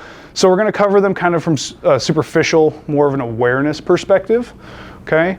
Some of these things you will see, some of these things you have seen, others you may not, okay? So we'll talk about it. So spider bites, numerous, widespread in the United States. There's lots and lots of types of spiders, okay? So there's lots and lots of species that can bite you, right? And so the venom will be different depending on the species. Now, only the female black widow spider and the brown recluse spider deliver serious or life-threatening bites. Typically, black widows, if you're a healthy individual, grown adult healthy individual, tend not to be life-threatening. The young and the old, though, they run the risk of black widows being a life threat, which we obviously have here. So, black widows. Female is fairly large, measuring approximately 2 inches across. Okay, usually black with a distinctive red/orange marking on in the shape of an hourglass on their abdomen. Does anyone not know what a black widow spider looks like? Has anyone not seen one in real life? Okay, if you haven't, go to your crawl space. I promise you'll find one. Now, found in every state except Alaska. They prefer dry, dim places, usually dark, okay? Most bites cause localized pain with symptoms including agonizing muscle spasms. It's a neurotoxin, so it does affect your nervous system. The main danger is the venom, which is poisonous to our nerve tissues. Once again, neurotoxin, so it just causes extreme pain. Other signs we could see: dizziness, sweating, nausea, vomiting, rashes, tightness in the chest. If they have a neurologic condition, or depending, I guess, more so where they're bit, right? If they get bit in the chest, That can start affecting the nerves around the chest, so the chest expansion could be tougher. Severe cramping. Now typically, like I said, if for grown, healthy adults, non-lethal, you'll start to see resolution in about 48 hours, okay? Now, if there is a patient who's in respiratory distress, they got bit in the trunk and that the nerves in their chest are affected, they could have harder time breathing, so we might have to accommodate for that, okay? And then transport as soon as possible. Questions on black widows? Okay, moving on. The brown recluse, dull brown in color and 1 inch long. They have a violin-shaped mark on their back and then live mostly in southern and central parts of our country. We do have brown recluses here also. These can be pretty nasty bites. These ones can be life-threatening. Tend to live in dark areas. Their venom is cytotoxic. Can someone tell me what cyto means in med term? That causes death to cells. Death to cells, yeah. Think about like leukocytes, white blood cells. Cyto is cell. So cytotoxic means it kills cells. Very good. So it can cause severe local tissue damage. Typically, the bite's not painful in the beginning, but they're going to know very soon, within a few hours, as those cells start to die, the pain that will be associated. Okay. The area becomes swollen, tender, and develops a pale, mottled or cyanotic center. A buddy of mine, his grandfather got bit by one on the way to a wedding, and then he was sitting at the wedding, and they looked at his hand, and they're like, "Yo, what is going on with that?" These can get really, really gross. These can also get that gangrenous, necrotic effect around the bites if they go untreated, and they can progress to life threats. And also, depending on where you're bit, it's going to dictate the kind of effects you see and where you're seeing it. Questions on brown recluses? Okay. Hymenoptera. Hymenoptera stings, so stinging insects, so bees, wasps, yellow jackets, ants. Now, it says here, right, stings are painful, not usually a medical emergency, but if we're worried about it, the biggest threat is anaphylaxis, right, if they're allergic to the substance. So, first things first, anybody who's stung by something, one, we want to identify, if it's anaphylaxis, we want to identify where they got stung. And where they got stung, we're going to take a look. If we see a stinger in that location, we're going to take a credit card or some sort of firm, rigid object, and we're going to scrape it out. We're not ever going to use tweezers and pull it out. Why do you think we don't want to use tweezers? Squeeze the venom. Yeah, they're hollow spines full of venom. So if we squeeze them with tweezers, we're just pushing more venom in. And if they're already in anaphylaxis, we just made their problem worse, okay? So we got to squeeze or scrape that out. We'll talk all about anaphylaxis down the road, okay? Snake bites. So we're going to go over a few different species. Once again, I am not an expert, but we will get through it. So approximately 115 different species of snakes in the United States alone, with only 19 of them being venomous. If we were in Australia, we'd be having a very different conversation about this. But the big ones, rattlesnakes, copperheads, cottonmouth, otherwise known as water moccasins, and coral snakes are going to be amongst our most venomous. Here's our examples here. Okay. So, does anyone know what coral snakes also look like? There's another type of snake. Milk snake. What was it? Milk snake. Milk snake, yeah. Do you know the saying? Red and yellow kills red on black, red on black. Yeah. So, red and yellow, or red touch yellow kills a fellow. Red on black, I heard you're okay, Jack, but yeah, venom they lack, whichever. If the red's touching black, we're okay. If there's these yellow lines in between, that's where we start to run into this is a venomous snake, comparatively. There is some value. We do have those around here as well.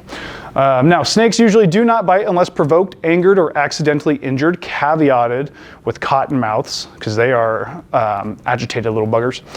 But protect yourself from getting bitten, right? Use extreme caution, wear PPE, maybe get animal control involved depending on where you're at. The classic appearance of poisonous snake bite is 2 small puncture wounds, discoloration, swelling, and pain. And then anytime we have swelling from some sort of envenomation, for us, what we want to do is where we see it, if we see swelling, we want to take a Sharpie, which pro tip, carry a Sharpie in your pocket at all times, and circle it. Why do you think we want to do that? Yeah, if it gets worse, we can see that expansion, right? We know, okay, this is progressing from when I first saw it. Good. Okay, so pit vipers. Rattlesnakes, copperheads, and cottonmouths are all known as pit vipers. They're known as that because they live in pits and they've got unique features because of that. Triangular shaped, flat heads, named for the pits they're located in, and then behind each nostril, named for the small pits located just behind each nostril and in front of the eye. Okay, so right here, here, here. Okay, so rattlesnakes, most common form of pit viper, many patterns, colors with diamond patterns, especially like if you're in Arizona, that's a big one down there. Can grow up to 6 feet or longer. Copperheads, usually 2 to 3 feet long. Red copper color crossed with brown and red bands. Rattlesnakes, for sure. And all the pit vipers. Which one's more dangerous, the old or the young? Young. The young, right? Why? They don't have the ability to regulate the venom. Yeah, they don't control how much venom they're giving. So younger pit vipers, baby pit vipers, tend to deliver massive amounts of venom per strike as compared to an older one. So copperheads, their bites are almost never fatal, but the venom can cause significant damage to extremities. You can lose arms because of compartment syndrome and massive swelling, okay? Now cottonmouths, all liver brown with black cross bands and yellow undersurface. They're also water snakes. These are aggressive. These snakes will get after you. Thankfully, we don't have these ones here. That's much more a southern United States type problem. And then they're necrotizing. They can cause severe tissue destruction. So for the signs of envenomation, once again, severe burning at the site. We'll see swelling, maybe puncture wounds. If we see blue discoloration, we know that downstream the blood flow is lacking. So they're becoming cyanotic because of hypoxia due to low blood supply. Okay. Weakness, nausea, vomiting, sweating, seizures, fainting, all potential, depending on the dose of the venom, is going to dictate the response you have. Could also have vision problems, loss of consciousness, and then shock will progress as we become hypoperfusing. Okay. And then, like I said, with the pen, make sure we're marking our swelling. Yeah. I'm sure you'll probably talk about it. Do we have like a tool that would suck the equipment or the suck? No, and so yeah, we don't have anything specifically that sucks out the venom. And in fact, you know how they're always saying like suck the venom out and spit it. That doesn't do a lot of good. It's already circulated. You're just sucking blood out at that point, making it a little weird. Yeah, doesn't tend to do a lot of good. I've heard also, like if they're bit in the hand, use gravity to your advantage and keep it below the level of the heart. It's kind of the idea. Is it going to stop circulation? Not really, unless you tourniquet the area, which I was trained that we could tourniquet those to stop circulation. Talking to Kylie, who recently got her trauma cert, PHTLS cert, they don't do that anymore, just because it can cause potential loss of limb as well. We're just increasing odds. But she'll have more info on this because she went through that course a little more recently than I did. Okay, so treatment for snake bites. Calm the patient, keep them supine, okay? Make sure we locate the bite. It says clean it with soap and water. We don't carry soap and water for the most part. So if you have it available, use it. Outside of that, just cleanse the area as best you can. Be alert for any anaphylactic reaction, and we'll talk about epi and our doses later. Do not give anything by mouth, because if they start puking, that's an aspiration risk. They're going to breathe something, not air. If the bite occurred on the trunk, keep them supine and quiet, transport as quickly as possible. We want to keep them calm, because if they get ramped up, circulation increases, right? Fight or flight, pulse rate, blood pressures go up. We want to keep them relaxed. Be ready to treat for shock. Okay, and if the snake has been killed, bring it with you. They're gonna run the tests on the venom if they're not already aware of what it is, and they can hopefully derive some anti-venom if they already don't have it, or don't already have it. Let the hospital know you're gonna be bringing a patient with a snake bite, and let them know if you're bringing that snake. They're gonna want to be aware of that. They're gonna be pretty pissed off if you bring a poisonous snake and be like, this is what bit the guy, and you don't tell them. They're not gonna be happy with that, okay? And then transport promptly. Questions on pit vipers. Okay, coral snakes, so small reptile with a series of bright red, yellow, and black bands completely encircling, mostly a southern snake as well.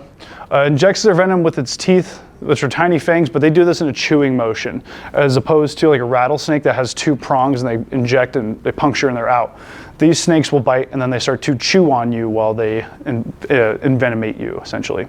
But it will leave puncture wounds as well. Now this is also a powerful neurotoxin, can cause paralysis of our nervous system up to and including our phrenic nerve. Our phrenic nerve innervates and controls our breathing, so we can have some issues there. Now, within a few hours of being bitten, patient will exhibit bizarre behavior, followed by progressive paralysis of eye movements and then respiration, right? So it attacks the nerves of the brain pretty quick. Antivenom, or antivenin, is available for most hospitals, but most do not stock it, okay? Just because it's low frequency. Snake bites, they're problematic, but I wouldn't say it's like a massive percentage of people killed by snakes yearly, okay? It does happen, but not anything extreme. And then emergency care is the same for pit vipers. Just snake bite's a snake bite. Okay, we don't carry the means for dealing with whatever type of venom. If you're going to work for a specific agency that deals with these, they might, but for the most part, not usually stocked very well. Questions on coral snakes? Okay, scorpions. Scorpions are 8-legged arachnids with venom gland and stinger at the end of their tail. I'm sure that you guys know what a scorpion looks like to some degree. Okay, are rare and live primarily in the southwestern United States and in deserts. With one exception, most scorpions are non-lethal, but they're going to be very painful. Okay, but not typically a lethal sting. When I lived in southern Utah, they had them all out in the desert there because it connects to Arizona and Nevada. And we used to go with a black light. We'd go hunting for them because they are bioluminescent. Fun fact, you can shine a black light on them and they glow. That's a scorpion, if you've never seen a scorpion. Now the exception is, I'm not going to pronounce that word. Their venom may cause circulatory collapse. Okay, so severe muscle contractions, they're going to have excessive salivation. It essentially is like a cholinergic reaction, which you'll talk about those later. With excessive saliva, you might see tearing, you might see excessive diarrhea, urination, depending. But hypertension can arise, high blood pressure, which will eventually lead to convulsions, to cardiac arrest if you are stung. I don't know where these ones live, but I'm once again more southwest, I would assume. Okay, we get too cold for scorpions to survive up here. Questions on scorpions? Oh, okay. Ticks. Now we do have ticks around the area. So ticks, tiny insects that usually attach themselves directly to the skin, live in bushes, shrubs, trees, sand dunes, and other animals. Typically, if you're a hunter, deer ticks, pretty common thing, or wood ticks to be on them. Infectious diseases can spread through tick saliva. What's the big disease we're worried about with ticks? Yeah, Lyme disease. Very good. Yeah, so that's a tick. And then if ticks get in there and there's Lyme disease, you may see kind of the bullseye pattern show up. My wife actually has Lyme disease. She got it when she was in high school. They think it might have been in her hair because they never saw the bullseye mark. So it might have been on her head. Yeah, so check your hair after you go camping. But Rocky Mountain spotted fever is another one we could see up to 7 to 10 days after the bite, with nausea, vomiting, headaches, weakness. If untreated, could lead to things like paralysis, and then eventually, because it's going to be affecting all of our systems, cardiorespiratory collapse to arrest. But the big one, Lyme disease, reported in all states except Hawaii. Hawaii doesn't have a lot of bugs, or they have a lot of bugs, but not a lot of like venomous creatures or big wild animals like boars or not boars, like bears and things like that. The first symptoms, generally fever, flu-like, sometimes associated with the bullseye rash, and that can spread to other parts. This is a lifelong disease, and it can be pretty harsh on the musculoskeletal system. My wife's asymptomatic, has been for years, but I also know somebody, she was a doctor actually, ironically, who got Lyme disease, and it ended up causing her retirement because she could no longer stand for prolonged periods of time because of the swelling to her joints and the musculoskeletal collapse that was starting to occur. Often confused with rheumatoid arthritis, which is has anyone ever seen like old people with the big disfigured joints? That's rheumatoid arthritis, and it's extremely painful and can be systemic as well. So Lyme disease can look like that. As far as when ticks are out, it's usually summer months. They freeze and they die in the winters. Okay, if transport will be delayed, remove the tick using fine tweezers. Grasp the head with the tweezers and pull straight out. Okay, once the tick is removed, antiseptic, and then save the tick because they want to test and see if there's any diseases it's carrying, and then that way they can start the proper treatment for whatever disease or ailment it could have. Okay, because whatever they bite is going to spread. Okay. Questions on ticks? Okay. Marine animals, I don't know why I always think of like manatees here. Like manatees are like a problem we deal with all the time. But no, we're talking about more like envenomating. So colanterids, responsible for more envenomations than any other marine animal. So fire coral, Portuguese man-o'-war, sea wasps, sea nettles, true jellyfish, sea anemones, true coral, soft coral. All different examples of things under the water that can envenomate you, give you a poison of sorts, okay? But boy, those Portuguese man-o'-wars sure are pretty sometimes. Carrying on. So signs, symptoms, very painful. Red lesions in this light-skinned individuals. Headache, dizziness, muscle cramping, and fatigue. Now, jellyfish use what are called nematocysts. Nematocysts, when I was in college, I learned all about these. They're basically like little harpoon-shaped deals, and they can reach out and they'll sting you, and that's where they'll envenomate you, okay? And they can shoot them out. Some of the species can shoot them pretty far. Now, limit further discharge of nematocysts by avoiding fresh water, wet sand, showers, or careless manipulation of tentacles. If there's tentacles around, careful where they are, but these nematocysts discharge with water, with the presence of water. So we got to get that away from the water as best we can, hopefully off the patient or, away from the patient. Keep the patient calm, reduce motion of the affected extremity, that way we're not circulating that around. If there's remaining tentacles, scrape them off, once again similar to a bee sting, something with a rigid edge, transport to the ED. Not a lot that we can really do, okay?